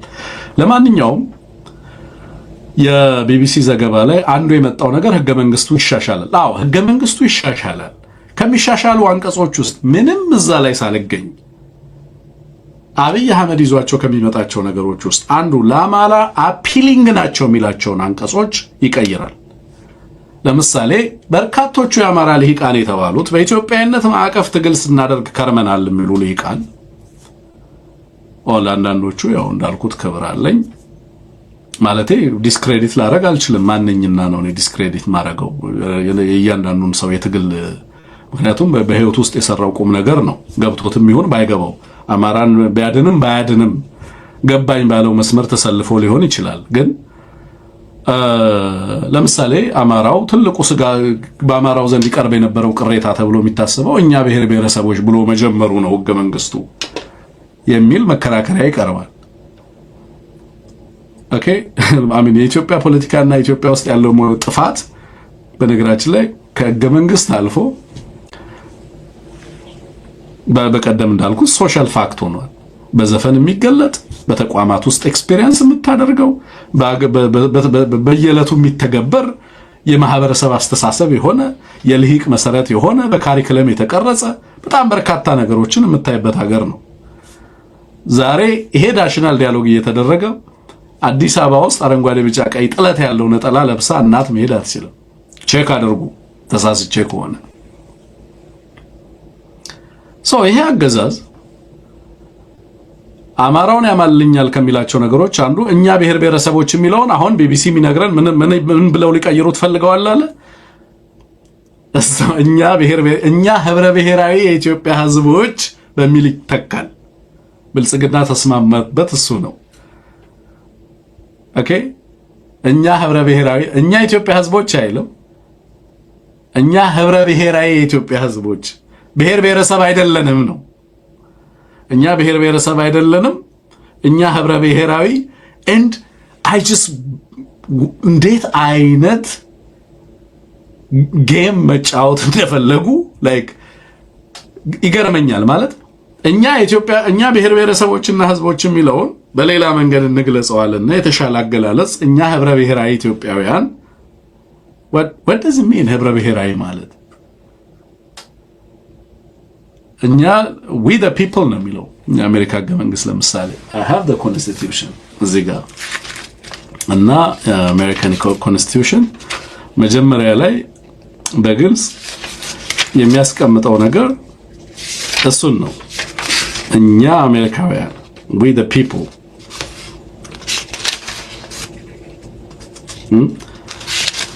so the founding fathers እነዚህን ያነሳና ከዛ በኋላ የአሜሪካን ህዝብ የሚገልጸው እኛ አሜሪካ ህዝቦች በማለት ነው። we the people እዚህ ደግሞ እኛ ህብረ ብሔራዊ የኢትዮጵያ ህዝቦች የሚል እንግዲህ አሻሽለነዋል ተብሎ የመጣው ነው። አንደኛው እሱ ነው። ይሄ እንግዲህ ለዘመናት ሲጠየቅ የነበረው ጥያቄ እኛ ብሔር ብሔረሰቦች የሚለው ወጥቶ እኛ ኢትዮጵያውያን ይባል፣ ስለ ይሄም የኢትዮጵያን ህዝብ አንድነት ይገልጻል የሚል ነው። በተደጋጋሚ የተነሳበትን አውድ አውቀዋለሁ ማለት ነው። ስተት አልነበረም ሲነሳ የነበረው፣ ግን ብልጽግና ሃይጃክ ሊያደርጋቸው የሚፈልጋቸው የህዝብ ጥያቄዎች ናቸው። ስለዚህ ይሄንን ይዞ መጥቷል ይለናል ቢቢሲ። አንዱ ሰውየው ላይ ብልጽግና የጋራ መግባባት ደረሰበት የተባለው ጉዳይ እሱ ነው። ሁለተኛው ጉዳይ አንቀጽ 39 ራስን ዕድል በራስ መወሰን የሚለው እስከ መገንጠል ድረስ የሚለው ጉዳይ እሱ ይወጣል የሚል ነው። ሌላው የቋንቋ ሌሎች ሪቪዥን የሚደረግባቸው በርካታ እንትኖች አሉ። ምክንያቱም በዚህ ውስጥ ላንተ የሚሰጥህ ነገር ዞሮ የህዝብህን ዘላቂ ጥቅም በዛ ህገ መንግስት ላይ ተገኝተህ ልትሞግት የምትችልበትና በዚህ ወሳኝ ሂደት ላይ እንዳትሳተፍ ልሂቃኖችን ካሰረ በኋላ አንተ የምትፈልጋቸው ተብለው የሚታሰቡትን ለምሳሌ እንዲህ አይነት የቃላት ጨዋታ ውስጥ ገብቶ ያንተን ህዝባዊ አጀንዳና ጥያቄዎች መልሻለሁ እያለ በዛ ሂደት ውስጥ ግን እሱ ሊፈልግና ሊያሳካ የሚፈልጋቸውን ኦብጀክቲቭ ፖለቲካል ጎልስ፣ ኦብጀክቲቭ ፖለቲካል ሞቲቭስ፣ ተጨባጭ የፖለቲካ ፍላጎቶቹን በዛ ውስጥ አብሮ አዋህዶ ይዞብህ ይመጣል። አንተ መግቢያው ተቀይሯል ትላለህ። አንተ መገንጠል ምናምን የሚለው አርቲክል ተቀይሯል ትላለህ። እሱ በርካታ ፍላጎቶቹን በዛ ውስጥ አስርጾ ይመጣል። አንደኛው ጉዳይ ይሄ ነው። አንቀጽ 39ንም በተመለከተ የተነሱ ነገሮች አሉ። ያንንም በተመለከተ የሚለው ነገር ተነስቷል እንግዲህ በቢቢሲ ዘገባ መሰረት። ሌላው በሶስተኛ ደረጃ ተካቶበታል የተባለው ነገር የመሬት ጉዳይ ነው። ብልጽግና የኢትዮጵያን ስቴት ዲዛይን ፌዴራሊዝሙንም በተመለከተ ተነስቷል። ፌዴራሊዝሙ በነገራችን ፌዴራሊዝሙ ቋንቋንና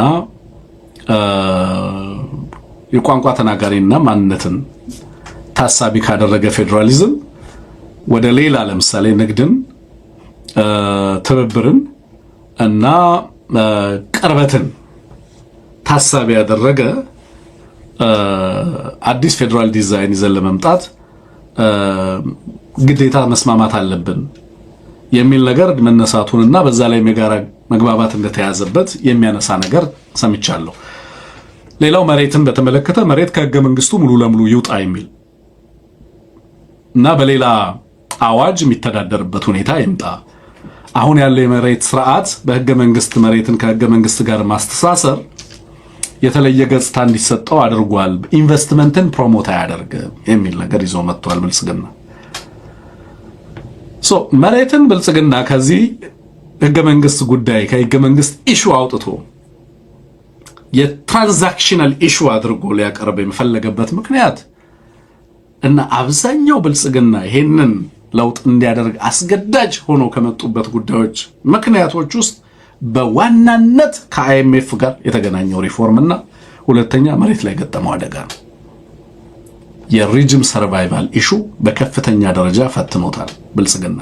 ኤንድ በተጨባጭ በነገራችን ላይ ብልጽግና የሚመራው ሀገር አደጋ ውስጥ ገብቷል። ኢትዮጵያ እንደ ሀገር ባልካናይዝ የመደረግ እድሏ ከፍተኛ ሆኗል። ህልውና አደጋ ውስጥ ገብቷል። ህልውናዋ የእርስ በርስ ጦርነቱ እስካንገቱ ድረስ ብልጽግናን በጦርነት ውስጥ እንዲዘፈቅ አድርጎታል። ከዛ ውጪ እየተገበረ ያለው እየመረረው የሚተገብረው የዚህ የፖሊሲ ሪፎርም በተለይ ኢኮኖሚክ ማክሮ የኢኮኖሚ ፖሊሲ ሪፎርም ብልጽግና መራራውን ፒል እንዲውጥ አስገዳጅ ሆኖበታል። በእርግጠኝነት የምነግራችሁ ብልጽግና ሰርቫይቭ ሊያደርግ የማይችላቸው ፖለቲካል እንትኖች እየመጡበት ከዚህ አሁን ከሚደረገው ወታደራዊ ትግል ባሻገር ብልጽግና ሊቋቋማቸው የማይችላቸው አሁን በሚያደርጋቸው አላደርግም ማለት አይችልም። አደርጋለሁ ብሎ የሚያደርጋቸው ነገሮች ደግሞ ከባድ አደጋ ይዘውበት ይመጣሉ። ለምሳሌ መሬቱን ሁኔታ በተመለከተ ታግለንለታል እያሉ ዘገየ አስፋው ጭምር ከሚኮሩበት ጉዳይ አንዱ የመሬት ጉዳይ ነው። መሬት እንዳይሸጥ እንዳይለወጥ በማድረጋችን ትልቅ ውጤት አግኝተናል። ምክንያቱም ካፒታል ያለው አማራ ነው። መሬትን መልሶ የመግዛት እድል ስላለው መሬቱ በአርሶ አደሩ እጅ እንዲቆይ አማራው መልሶ እንዳይሰበስበው፣ ስለዚህ መሬት እንዳይሸጥ እንዳይለወጥ በህግ እንሰራው ብለው ማርክሲስቶቹና ያ ትውልድ ጸረ አማራ ይትርክት ከኢትዮጵያ ጥቅምና ከህዝቡ ጥቅም አንፃር ሳያሰሉት አሁንም እነዚህም አላሰሉትም። ፎርዛት ማታ መጀመሪያ ኢትዮጵያ አስገዳጅ የሆነውን ባልካናይዜሽን ፖሊሲ አድርጋ ተገበረች። የውስጥ ለውስጥ እንትኑ እና አብይ አህመድን የመሰለ ሀገር አውዳሚ ይዞ መጣ። ይሄ አገዛዝ አሁን በሚወስዳቸውና በሚያደርጋቸው ሪፎርሞች ውስጥ አስገዳጅ የሆነ ሪፎርም እንዲተገብር ግድ ሆኖበታል። የአይኤምኤፍንም ፒል እየዋጡ የመሬቱን ፖሊሲ አንቀይርም ማለት የማይቻልበት ቦታ ተደርሷል። and ፌደራሊዝሙን ለአማራ ወይ ለኢትዮጵያ ህዝብ ሲል አይደለም ሪዲዛይን የሚያደርገው ከዚህ በኋላ እሱም ከነዚህ ሪፎርሞች ጋር በተያያዘ የመጣበት አደጋ ይሄንን ካላደረገ ይሄንን ካልተገበረ በቀጣይ ይሄንን ሪፎርም ሊተገብር የሚችልበትን እድል ስለሚነሳው ይሄንን ለመተግበር እየተረባረበ ነው ያለው። ከማጋር ይጣላል ብልጽግና። የመጀመሪያው የብልጽግና ጠብ ከዚህ በኋላ የሚሆነው ከራሱ ካለበት በዙሪያው ከሰበሰባቸው የብሔር ብሔረሰብ ልሂቃን ጋር ይሆናል ማለት ነው። ከዛኛው ከኢትዮጵያ ህዝብ ጋር ከማሱ ጋር ተጣልቶ ኦሬዲ ውጊያ እያደረገ ነው ያለው። ከብሔር ብሔረሰብ ልሂቃንም ጋር ውጊያ እያደረገ ነው ያለው። ግን በብልጽግና ስር ተጠልለው በአንዳንድ የብልጽግና እንትኖች ኢፌክቶች የተወሰነ ሪሶርስ የሚንጠባጠብላቸው ልሂቃን በሽርክና ሀገርን የሚዘርፉ ልሂቃን ማለት ነው። እነሱ በቀጣይ ከማህበረሰባቸው ወክለናል እያሉ እንግዲህ በማህበረሰብ ስም ከወጡበት ማህበረሰብ ስም ነው ሲዘርፉ የነበረው። እኛ የምንወክለው የእንትንን ጎሳ ነው የእንትንን ጎሳ ነው እያሉ ነው ሲዘርፉ የነበረው። አሁን ጎሳው ህግ ሆኖ አይቀጥልም እየተባሉ ነው ወክላችሁታል የተባሉትን ጎሳ። በምን ማዕቀፍ እነዚህን የጎሳ ተወካዮች ሊያስቀጥል እንደሚችል ብልጽግና there is no way። በጣም ከባድ አጣብቂኝ ዳይሌማ ከራሱ ከፓርቲ የፓርቲ ትራፕ የኤትኒክ ኢንተርፕረነርስ ትራፕ ውስጥ ይገባል። አሁን እያንቆጠቆጠ ነው። እሱ እያየነው ነው። ኦሮሚያ ውስጥ እየሰማነው ነው። ማጉረምረሙ ኮርፊያው ቅራኔው ከፍተኛ ሆኗል። and አብይ ከአማራ ጋርስ በዚህ ሐሳብ ሊታረቅ ይችላል ወይ? አይታረቅም። ዳሜጁ ቀላል አይደለም። ፍጅቱ ቀላል አይደለም። ጦርነቱ ቀላል አይደለም። ከያንዳንዱ እየተነጠለ ነው ያለው። እነዚህ የሪፎርም ሐሳብ ተብለው የሚቀርቡት ወይንም ደግሞ በማሻሻል በዚህ በምክክር ኮሚሽኑ ይቀርባሉ ተብለው ከመጡ ጉዳዮች ውስጥ የመሬት ጉዳይ አለ። የፌደራሊዝም እና የሀገሪቱ አደረጃጀትን የፌደራል ዲዛይኑን በተመለከተ ያለምንም ጥናት በነገራችን ላይ ቁጭ ብለው እዛ እንትኑስ ቢሮ ውስጥ ቁጭ ብለህ የኢትዮጵያ ህዝብ ፍላጎት ምናምን ሳይሆን እዛው ጋር የብልጽግና አቋም ይሄ ነው ብለህ ያንን አቋም ወስደህ በምክክር ኮሚሽኑ በኩል አልፎ ተግባራዊ የሚደረግበት ሁኔታ እንፈጥራለን ብሎ እየሰራበት ነው ያለው። አሁን ምን ይጠቅመዋል ነው በጣም አማራ እዚህ ጋር እንዲያስተውል ኢትዮጵያን እንዲያስተውሉ የምፈልገው ነገር፣ ሌሎችም የኢትዮጵያ ህዝቦች እንዲያስተውሉ የምፈልገው የኢትዮጵያ ህዝብ ያው ካልኩ ሁሉንም ያካትታል በርግጥ በተለይ ግን አማራው አሁን እኚህ ነገሮች እንዴ ህገ መንግስቱ ሪፎርም ከተደረገ ጥሩ አይደለም ወይ ትላላችሁ? የክልል አወቃቀሩ ምናምን እንደዚህ ከሆነ ጥሩ አይደለም ወይ? ምን ብያለሁ መነሻዬ ላይ ኢትዮጵያ ውስጥ ህገ መንግስታዊ ሪፎርም ለማድረግ የሚያስችልም ቅቡልነት ያለው ስርዓት የለም። ኢትዮጵያ ውስጥ ያለ አመራር ፖለቲካ ውስጥ ማንዴት ያለው ይሄንን ሂደት ሊመራ የሚገባው አካል የለም ብለናል። አልመረጥንም፣ አልተመረጥንም። የምክክር አጀንዳ ላይ ለመድረስ የሚያስችል መሰረታዊ ፖለቲካ ኮንሰንሰስ የለም። ልሂቃኖቻችን እንዳይሞግቱልን በእስር ቤት ታጭቀዋል። ግማሹ በስደት ነው፣ ግማሹ ትግል ላይ ነው። ህዝባችን በእንደዛ አይነት ሁኔታ ውስጥ ነው ያለው። ስለዚህ የለንበትም። የኛ ምላሽ ሁሌም እሱ ነው። ኮንሲስተንትሊ እኛ ኦን የማናደርገው የህገ መንግስት ብለ የምንም ሪፎርም ብትል አይመለከተንም። አቋሙ የህዝባችን መሆን ያለበት ይሄ። እኔ አቋሙን ልነግረው አይገባም። አመድ ሰምሃው ዴሞክራት ግን ለህዝብ የሚጠቅመውን ነው የምናገረው። አማራ ኦውን በማያደርገው ሂደት ውስጥ ውጤቱን አንጠብቅም። ምንም ይሁን ውጤቱ is always against the interest of the Amhara people። ለምን ኢትዮጵያን ይበልጥ የማፈራረስ እድሉ ከፍተኛ ነው ይሄ ሂደት። ምክንያቱም ልሂቃን አልተወከሉበትም። ማንዴት ያለው ኃይል አይደለም ይሄንን ሂደት እየመራ ያለው። ስለዚህ ሀገር ላይ ከባድ አደጋን ይዞ ሊመጣ ነው። ግን ስርዓቴን አድናለሁ፣ ድጋሚ የአማራን በጎነትና የአማራን ፍቃድ አገኝበታለሁ ብሎ እየተረባረበ ነው። ናው በዚህ ሂደት ውስጥ ምን ይመጣል? ሁለት ልሂቅ ሊፈጠር ይችላል።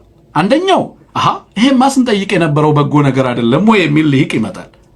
ሁለተኛው ደግሞ ይሄንን የሚያደርግ ከሆነ ደግሞ የኛን ኢንትረስት በኢትዮጵያ ያለንን ጥያቄዎቻችንና የህዝባችንን ፍላጎት ገደል ሊከትብን ነው የሚሉ ልሂቃን ይኖራሉ። ግን ዞሮ ዞሮ መርሳት የሌለባችሁ ከዚህ ሂደት ጀርባ እነማሉ? እነ ሌንጮ ለታ ናቸው ያሉት፣ እነ አባዱላ ናቸው ያሉት። እንዴት እነዚህ ሰዎች ለአማራ የሚጠቅም ነገር ሊሰሩ መጡ የሚለውን ጥያቄ አንሱ። መልሱ ምን መሰላችሁ? በምክክር ዲያሎግ ኮሚሽኑ የሚቀርቡ የምክክር ሐሳቦች አሁን ላይ አጀንዳ ሆነው ለሚቀጥሉ 2 ወራት ብልጽግና በደንብ ይጠቀምባቸዋል። የአማራውን ትብብር ከሌላው ጋር ከፋፈልባቸዋለሁ ብሎ ይጠቀምባቸውና ሪኮመንዴሽኑን ለብልጽግና ነው የሚያቀርበው። ማን? ምክክር ኮሚሽን። ከዛስ ብልጽግና ያይና እኝንማ አንተገብርም ህዝባዊ ተቃውሞ አስነስተውብናል ብሎ በምክክር መጡ የሚባሉ ሪዛልቶችን በኋላ ላይ ቀይ በቀይ አድርጎ ይጥልብሃል። ግን ለሚፈልገው የፖለቲካ ዓላማ ልሂቃንን ይከፋፍልልኛል ብሎ ካሰበ ያንን ሊጠቀምበት እንደሚችል መገመት ትችላለህ ማለት ነው። እኛ ማድረግ ያለብን ሁልጊዜም ህዝባችን የኛ ህዝብ ባልተወከለበት ሂደት ውስጥ አለንበት ለማለት አንደፍርም። የለበትም ህዝባችን ትግል ላይ ነው። ከትግል በኋላ ኢትዮጵያ ውስጥ ናሽናል ዲያሎግ ለማድረግ የሚያስችል መሰረታዊ የፖለቲካ ቅራኔዎችን ለመፍታት ቢያንስ ጦርነቶች የሚቆሙበት እድል ባለበት ሁኔታ ውስጥ የኢትዮጵያን መጻኢ ዕድል በጋራ ለመወሰን ሁሉም ልሂቃን ወሳኝ ሚና ያላቸው ልሂቃን በሀገሪቱ ውስጥ በስደትም በሀገሪቱ ውስጥም በትጥቅ ትግልም ብዙ ዋጋ የሚከፍሉና እየከፈሉ ያሉ ልሂቃን በሚሳተፉበት የፖለቲካ ሂደት ውስጥ የኢትዮጵያ የጋራ ዕጣ ፈንታን በተመለከተ ሰፊ ምህዳር ተፈጥሮ የፖለቲካ ምክክር ይደረጋል። በዛ ውስጥ አማራ ባክ ቤንቸር ሆኖ ሊቀመጥ አይችልም። ሂደቱን ኦውን ያደርጋል። እሱ ኦውን በማያደርገው ሂደት ውስጥ ግን ይሄ መጣልህ ይሄ ለውጥ መጣልህ የሚለው ድራማ ሺህ ጊዜ እንቅፋት እየመታ ሀገራችንን ሲያፈርጠው መኖር የለበትም። ንቁ የምለውን ነገር ዛሬም ለማስቀመጥ ነው። ናሽናል ዲያሎግ፣ የድሬዳዋ ጉዳይ፣ አዲስ አበባ ጉዳይ፣ ልዩ ጥቅም የምትባሏ ትውጣ የጋራ ጥቅም ብሎ መጣ። አይ ብልጽግና አዲስ አበባ እኮ ቤዚካሊ አሁን ባለው ሁኔታ ሙሉ ለሙሉ የኦሮሚያ ውስጥ ነው ያለው። ሙሉ ለሙሉ የኦሮሚያ ተደርጓል። አሰራሩ፣ ተቋማቱ፣ ህግጋቱ፣ ትግበራው ኤቭሪቲንግ። ሌላው ህዝብ አይተዋር ሆኖ ከተማ ውስጥ እንደው ምንድነው ወይ እግዚአብሔር አይፈርድም ወይ እያለ እኮ ነው የሚኖረው። አዲስ አበባ 10 ስልክ ደውዬ ባሰማ የህዝቡ ሮሮና ለቅሶ ተሰማዋል። ሁለት ሀገር ፈጥረዋል። ሁለት ህዝብ እኮ ነው ያለው። ወጥቶ መግባት የማይችል በሀገሩ የተሸማቀቀ ህዝብ፣ በሌላ በኩል ደግሞ ቀን ወጥቶልሃል እየተባለ በብልጽግና የሚደጎም በሌላው ላይ የሚዝት ለምን ይለምናሉ የሚባል ሌላው ወደ ለማኝነት ተራ እና ልመናም የተከለከለ፣ ሌላኛው ደግሞ ለምን ትለምናላችሁ እያለ የሚመጻደቅ አይነት እንደዛ አይነት ነገር ነው የፈጠረው። ነውሩ መጠን የለውም፣ ልኬት የለውም። ማውራትም ስለሚሰቀጥጠኝ አላወራውም ባይዘው። ይሄ ስብስብ ለሀገር ተጨንቆ ለኢትዮጵያና ለህዝቦቿ አንድነት ተጨንቆ ይዟቸው የሚመጣቸውን የፖለቲካ ሐሳቦች ጦርነት በኢትዮጵያ ህዝብ ላይ ካወጁ በኋላ ለኢትዮጵያ መጨነቅ አለ ብሎ ለማሰብ አዳጋች መሆኑን በግልጽ ማስቀመጥ የተገባ ነው የሚል ነው። ድሬዳዋና አዲስ አበባንም በተመለከተ እንደዚሁ ድሬዳዋ አዲስ አበባ ላይ ልዩ ጥቅም የምትለዋ ነገር ትውጣ ብሏል። ምክንያቱም ከዛ በላይ ሌሎች ነገሮችን ይወስደል እንደ በኋላ ላይ እና የብልጽግና አቋም ሆኖ እንግዲህ ፌር ፍትሃዊ መስሎ ለመምጣት የጋራ ጥቅም እንጂ ልዩ ጥቅም የምትል የለችም የሚል አይነት ድራማውን ለመጫወት እየሞከረ ነው ያለው። ቢቢሲ የዘገበው ነው በነገራችን ላይ ይዞት የወጣው ነው። አንቀጽ 39ን በተመለከተ መሬትን በተመለከተ ቅድም እንዳልኩት ነው። መሬቱ የአማራም የኦሮሞም አይሆንም። ከዚህ በኋላ አብይ ይዞት በሚመጣው ፖሊሲ አማራ ክልል ምን እንዳደረጉ ታውቃላችሁ? አማራ ክልል ለዚህ ለአፋብን በዚህ አጋጣሚ ማስተላልፈው መልእክት የአማራ ህዝብ በተለየ መንገድ መሬቱን እንዲመለከት አፋብንም በዚህ ጉዳይ ላይ የተለየ ትኩረት እንዲሰጥ በዚህ አጋጣሚ ይጠይቃል። አማራ ክልል አማራ ጦርነት ውስጥ ሆኖ እነ ብልጽግና እና አብይ አህመድ ምን እንዳደረጉ ታውቃላችሁ? የአማራ ክልል የመሬት ፖሊሲ ነው ያሻሻሉ እና አማራ ክልል ውስጥ መሬት መለወጥ መሸጥ መለወጥ ይቻላል የሚል ፖሊሲ ኢንዶርስ እንዲደረግ ለማድረግ በጣም ርብርብ ሲያደርጉ ነበር የነበረው። ሰው ጦርነት ውስጥ ሆኖ የክልሉን የህግ ማሻሻያ ለመስራት ለምን ፈለጉ የሚል ጥያቄ ነበረኝ የነበረው። በኋላ ላይ ክሊር የሆነ መጣ። ስለዚህ የመሬት ፖሊሲው እነሱ ፈልገው አይደለም እንደዛ የሚያደርጉት ማለት ነው። መሬት ትልቁ አቅማቸው ትልቁ እየነገዱና እየለወጡ ሲተዳደሩበት የከረሙት ነው። በቀጣይ ምን ሊያደርጉ እንዳሰቡ በደንብ ሁላችሁም በተለይ ህገ መንግስታዊ አናድርገው ሲሉ ምን ማለት ነው? በህገ መንግስት ጥበቃ ይሰጠው የነበረ ነው የኢትዮጵያ ህዝብ የተጋድሎ ውጤት የታሪካዊ ተጋድሎ ውጤት ነው ይባል የነበረውን ሂደት ሳይድ ላይን አድርገውት መሬቱ ከኢትዮጵያ እንግዲህ ኢትዮጵያ ውስጥ የህዝቡ ብቸኛ ሀብት ማለት እችላለሁ እኔ is the land የኢትዮጵያ ህዝብ ለምሳሌ በአጤ ምኒልክ በአዋጃቸው ምንድነው የሚሉት? ርስትህን ይላሉ አይደል? አጤ ዮሐንስ በአዋጃቸው ምን ይላሉ? ኢትዮጵያ መቃብርህ ናት ይላሉ። የመቃብርን ከባቴነት ይላሉ። ማረፊያ ናት ማለት ነው። መሬቱ ለኢትዮጵያ ህዝብ የነበረው ቫልዩ ቀላል አይደለም። እንደ አብይ አህመድ እዛ ላይ ጦርነት አውጇል። በቀጣይ ምን ሊያደርግ እንዳሰበ መቼም ለእናንተ ትንተናውን አልስራው። እናንተ በደንብ ድረሱበት። በዚህ ጉዳይ ላይ ፖሊሲ አውጪዎች፣ በምርምር የምትሰሩ ሰዎች የተሻለ ነገር ልታቀርቡ እንደምትችሉ መገመት እችላለሁ። ለማንኛውም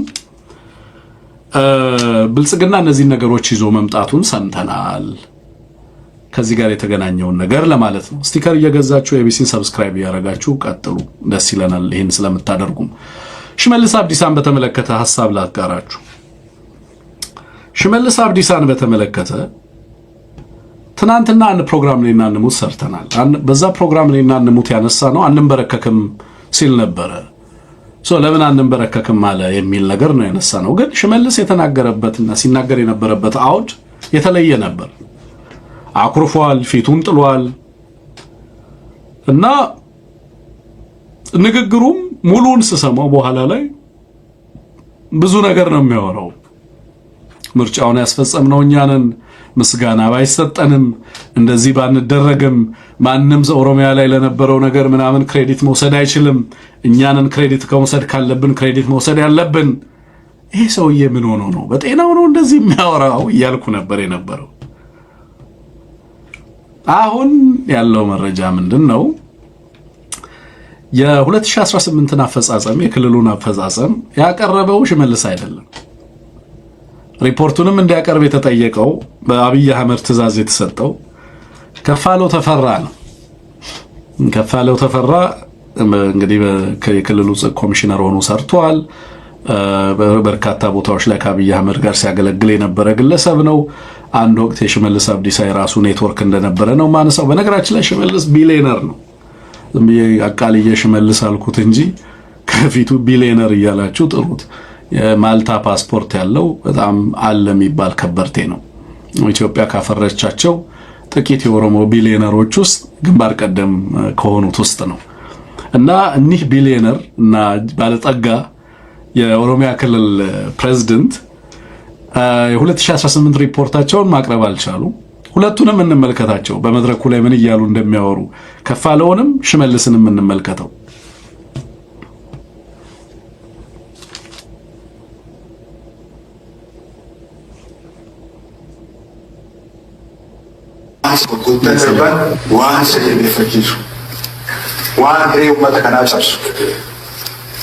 waan kallattii qabsoo uummata keenyaa karaarraa baasu maakiidatti kan hunda dandamatee aarsaa barbaachisu hunda kaffalee isaa du'aan ajjeesee hooggansaas ga'e. Hooggansi kun waan inni milkeessine akka hin jirre qabatamaa agarsiisee jira. Sirna xubbeetti cabde jedhan sana ijaaree cimsee Itoophiyaa utubee hooggansi kun isin ga'e. Maganni koftan isin jechuudha.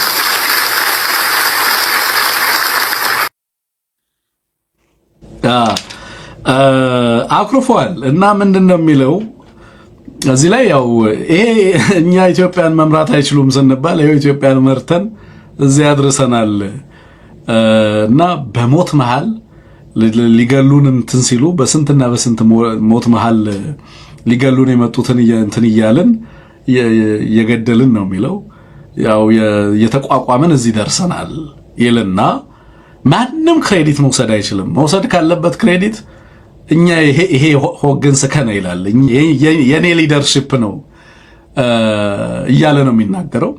የኔ አመራር ነው ይሄንን ሊደርሺፕ መውሰድ ካለበት መውሰድ ያለበት የሚለውን ነገር ነው ሲናገር የምትሰሙት። በቃ በኔ እምነት ሽመልስ ከዚህ በኋላ ከመስከረም በኋላ የኦሮሚያ ክልል ፕሬዝዳንት ሆኖ የሚቀጥልበት እድል የለም። ምናልባት አብይ አህመድ ሙሉ ለሙሉ ስለማያባራቸው የሆነ ቦታ ላይ ሌላ ቦታ ላይ ወስዶ ሊወረውረው እንደሚችል ምናልባት መገመት ይቻላል። ግን ሰውየው ሂዝ ቬሪ ቬሪ ሪች እንዳልኩት ያው የኢትዮጵያ ሀብት ሙሉ እሱ ጋር ነው ያለው። አይኤምኤፍ ለኢትዮጵያ የሰጣትን ብድር ያህል ሀብት ያካበተ ሰው ነው። ኒርሊ ወደ 4 ቢሊዮን የሚጠጋ ዶላር እንዳለው ነው ባለኝ መረጃ እንትን የሚለው እና በጣም በርካታ ንግድ ተቋማት በርካታ የማዕድን ስፍራዎችን የሚቆጣጠር በጣም ትልቅ ባለ ሀብት ነው አሁን ባለው ሁኔታ እና እኚህ ባለ ሀብት አሁን ምናልባትም በአንዳንድ ሀገራት ፕሬዝዳንት ሆነው ከሚያገለግሉ ቢሊዮነሮች ፕሬዝዳንት ትራምፕን ጨምሮ ሳይፎካከሩ የሚቀሩ አይመስለኝም አሁን ባለው ሁኔታ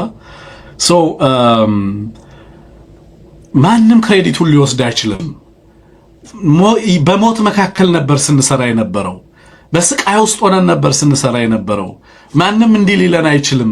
ማንም እያለ ነው ሲናገር። ፊቱ ላይ በእንደዚህ አይነት ፊት ሲናገር የምታዩት እንዲህ የገደነፋ የሚናገር ሰው ነው። ከዚህ በፊት የሚናገርበትን አግባብ ታውቃላችሁ አይደለም? እንዴት ለህዝብ ያለው ንቀት፣ ህዝብን እንዴት እንደሚንቅ ያለሱ ሀገር ውስጥ ያለ ሰው 130 ሚሊዮን መሆናችንንም ትዝ የምንለውም አይመስለኝም። የሚናገርበት የሚመጻደቅበት ልክ መጠን አልነበረው። አሁን በዚህ ደረጃ መታለች። ምን እንዳሰበ ግልጽ ነው። ከዚህ በፊት ይሄ ማን የህዝብ ተወካዮች ምክር ቤት ነኝ የሚል ተወካይ ነበረ። አጋንሳ ነው ማንም ይባል ልጅ ስሙን ልጽፉልኝ ትችላላችሁ። ሽመልስ አብዲሳ ነው እንደዚህ ምናምን እያለ ሲያወራ የነበረው ያው ንግግሩን ለማምጣት ሞከርኩኝ። እናንተ ጻፉልኝ ስሙን። የዛን ጊዜ ነበር ሊያነሳው የሞከረው፣ ግን ሊያነሳው ሲሞክር አይችልም። አብይ ራሱ ሊያነሳው የሚችለው አይደለም። እንደውም ትነሳለህ ሲለው አንተ ራስህ ትነሳለህ፣ እንደውም አንተ ኦሮሞ አይደለህም የሚል ቃላት እስከ መቀያየር ድረስ እንደደረሱ ነው ከአብይ አህመድ ጋር አሁን ያለው መረጃ የሚያሳየው። እስከ መዘላለፍ ድረስ እንደደረሱ ይሄ ሰውዬ በቀይ መባረሩን የሚያሳይ ነው። ሞስት ፕሮባብሊ ከዚህ አሁን ከዚህ ከናሽናል ዲያሎግ ጋር ተያይዞ አብይ ሊጫወት የሚፈልገውን ቁማር በተመለከተ ምናልባት አለመተማመን ሊኖር እንደሚችል መገመት ትችላላችሁ። በእርግጠኝነት ግን የኦህዴድ ካቢኔ በአንድም በሌላ መንገድ ሊከዳ የሚችልበት እድል ከምን ጊዜውም በላይ እየጨመረ የመጣበት ሁኔታ። አብይ አሁን ሰርቫይቭ ለማድረግ እየሞከረ ያለው ሌላውን ኢትዮጵያዊ ለመያዝ ነው እየተረባረበ ያለው። ሌላውን ኢትዮጵያዊ የሚይዝ የሚችልበትን እድል ደግሞ አቃጥሏል። ህዝቡንና ስነ ልቦናውን ስለማያውቅ ላይገባው ይችላል። ለማንኛውም ከፍ ያለው የሚባለው ደግሞ ይሄ ነው። እንግዲህ በቀጣይ ይመጣል ተብሎ እሱን ይተካል ተብሎ የሚጠራው ከፋለው ተፈራ የሚባለው ይሄ ነው። እስኪ እንስማው ይሄ ደግሞ የሚለውን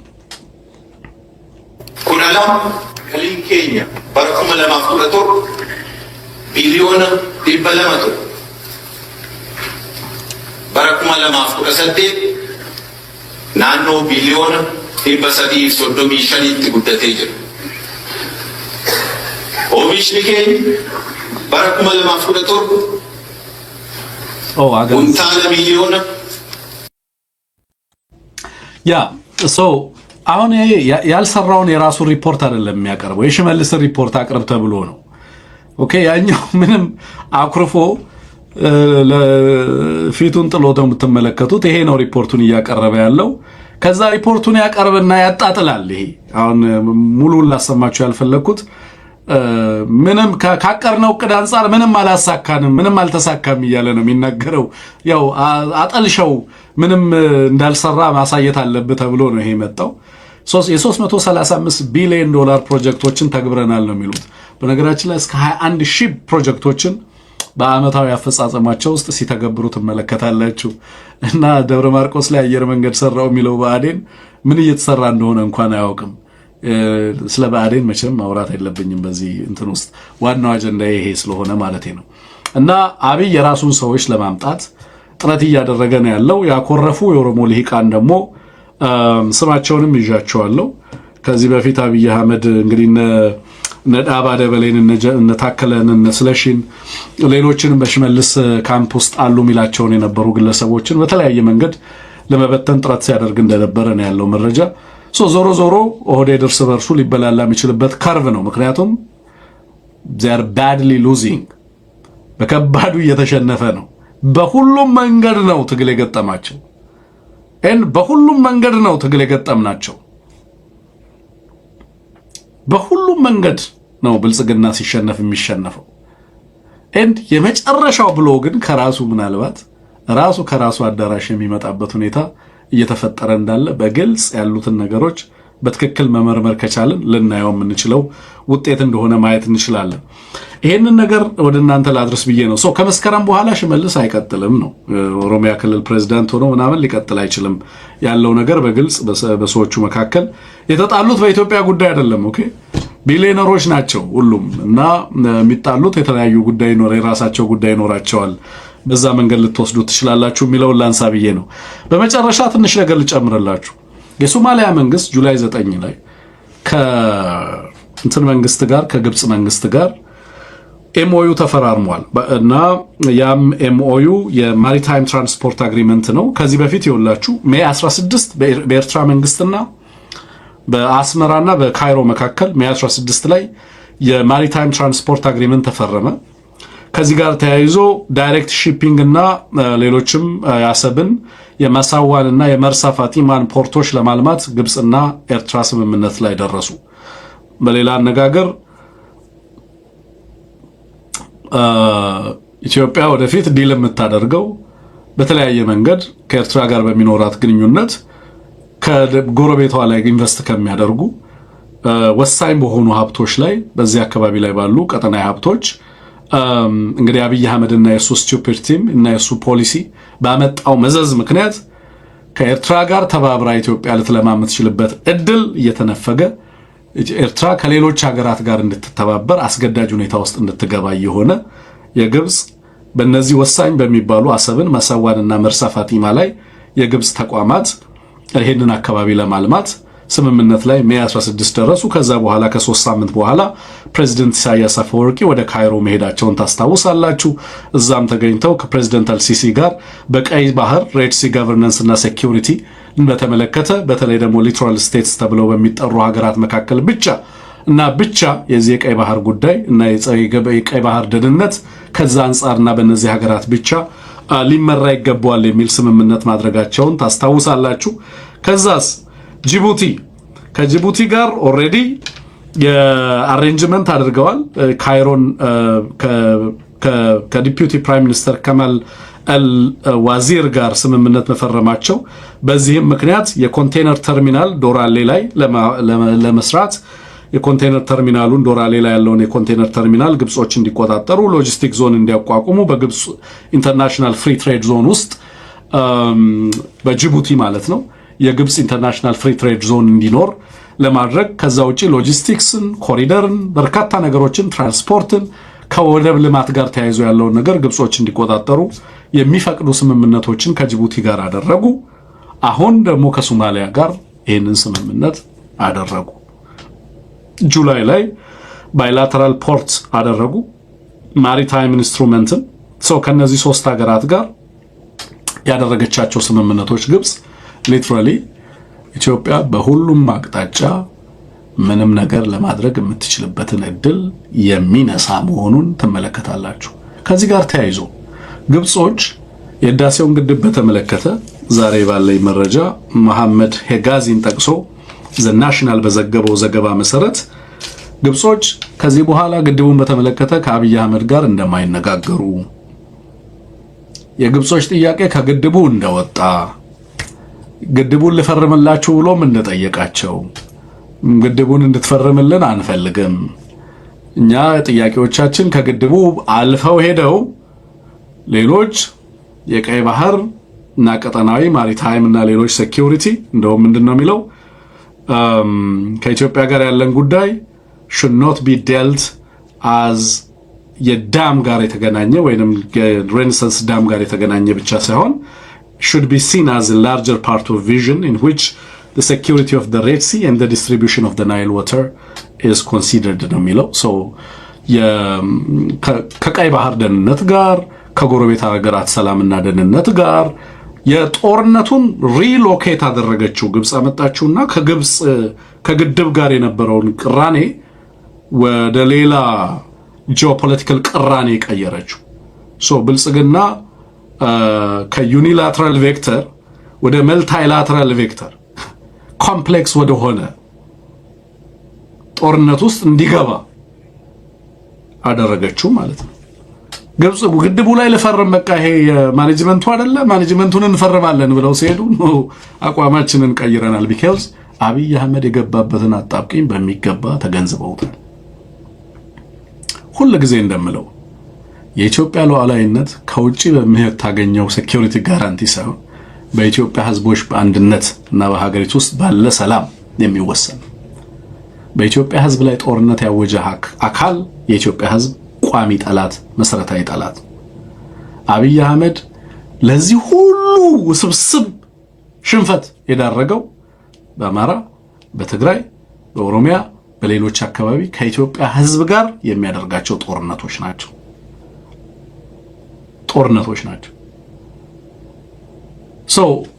አሁን እስረኛ ፈታለው ብሔራዊ ዳያሎግ አደርጋለሁ ህገ መንግስት ቀይራለሁ ለአንድ ብሔረሰብ ሲባል አይቀየርም እያለ ሲመጻደቅ የነበረ ግለሰብ ሲንከባለል እየተመለከት ነው።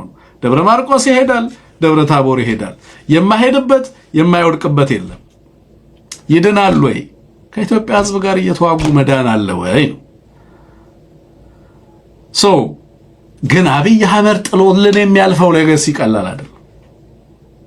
ኢትዮጵያን የሚያስከፍላት ዋጋ ግን ቀላል አይደለም። ዛሬም የምሰማው የማየው ቅጥፈት ነው። ተመካከሩ እየመከረች ነው የምሰማው። አንድም ጄኒ ሆነሽ ፋርት የኢትዮጵያን ሰላም የኢትዮጵያን ፖለቲካዊ ምህዳር በመሰረታዊነት ሊቀይር የሚችል ለኢትዮጵያ ሰላም ዋስትና ሊሰጥ የሚችል አንድም ጥረት ባለፉት ጥቂት ቀናትም ሲደረግ አልመለከትም። ከድራማ ውጪ የኢትዮጵያን ፖለቲካ በመሰረታዊነት ሊያሸጋግር የሚችል ምንም አይነት እድል በሀገሪቱ ውስጥ የለም። ያለው የትግል አማራጭ ብቻ እንደሆነ እየታዘብን እንዳለን በግልጽ ማንሳት ይቻላል ማለት ነው። የዕለቱ ፕሮግራም በዚህ ቢቋጭ ምን ይመስላችኋል? የተወደዳችሁ ለነበረኝ ሰዓት ከልብ ነው ማመሰግነው። ስቲከር የገዛችሁ ሰዎች ስማችሁን እና የስም ዝርዝራችሁን ባይደስ ይለኛል። ቴክኒሻናችን ብትልክልኝ እና በምስጋናዬን በመጨረሻም ባቀርብ ጥሩ ነው የሚሆነው። ስለዚህ እሱን ኦኬ ሃክሎ ሎጂስቲክስ ይታየኛል። ጠረፍ በጣም እናመሰግናለን። ማን ይወቅህ እናመሰግናለን። ስለሺ ፍቅሩ፣ አማራ ኬፋኖ፣ የማጌታቸው ሳሚቲዮ፣ ሁላችሁንም ጂኤስ በጣም ነው ገዝሽ ነው። ኦኬ ሁላችሁንም እናመሰግናለን። እግዚአብሔር ይስጥልን። ኤቢሲን ማገዝ እንፈልጋለን የምትሉ ሐሳብ አስተያየት አለን። በዚህ ጉዳይ ላይ ተጨማሪ ሐሳብ ቢሰጥበት የምትሉ ሰዎች ሲደመር 1723093725 ላይ ጻፉልን።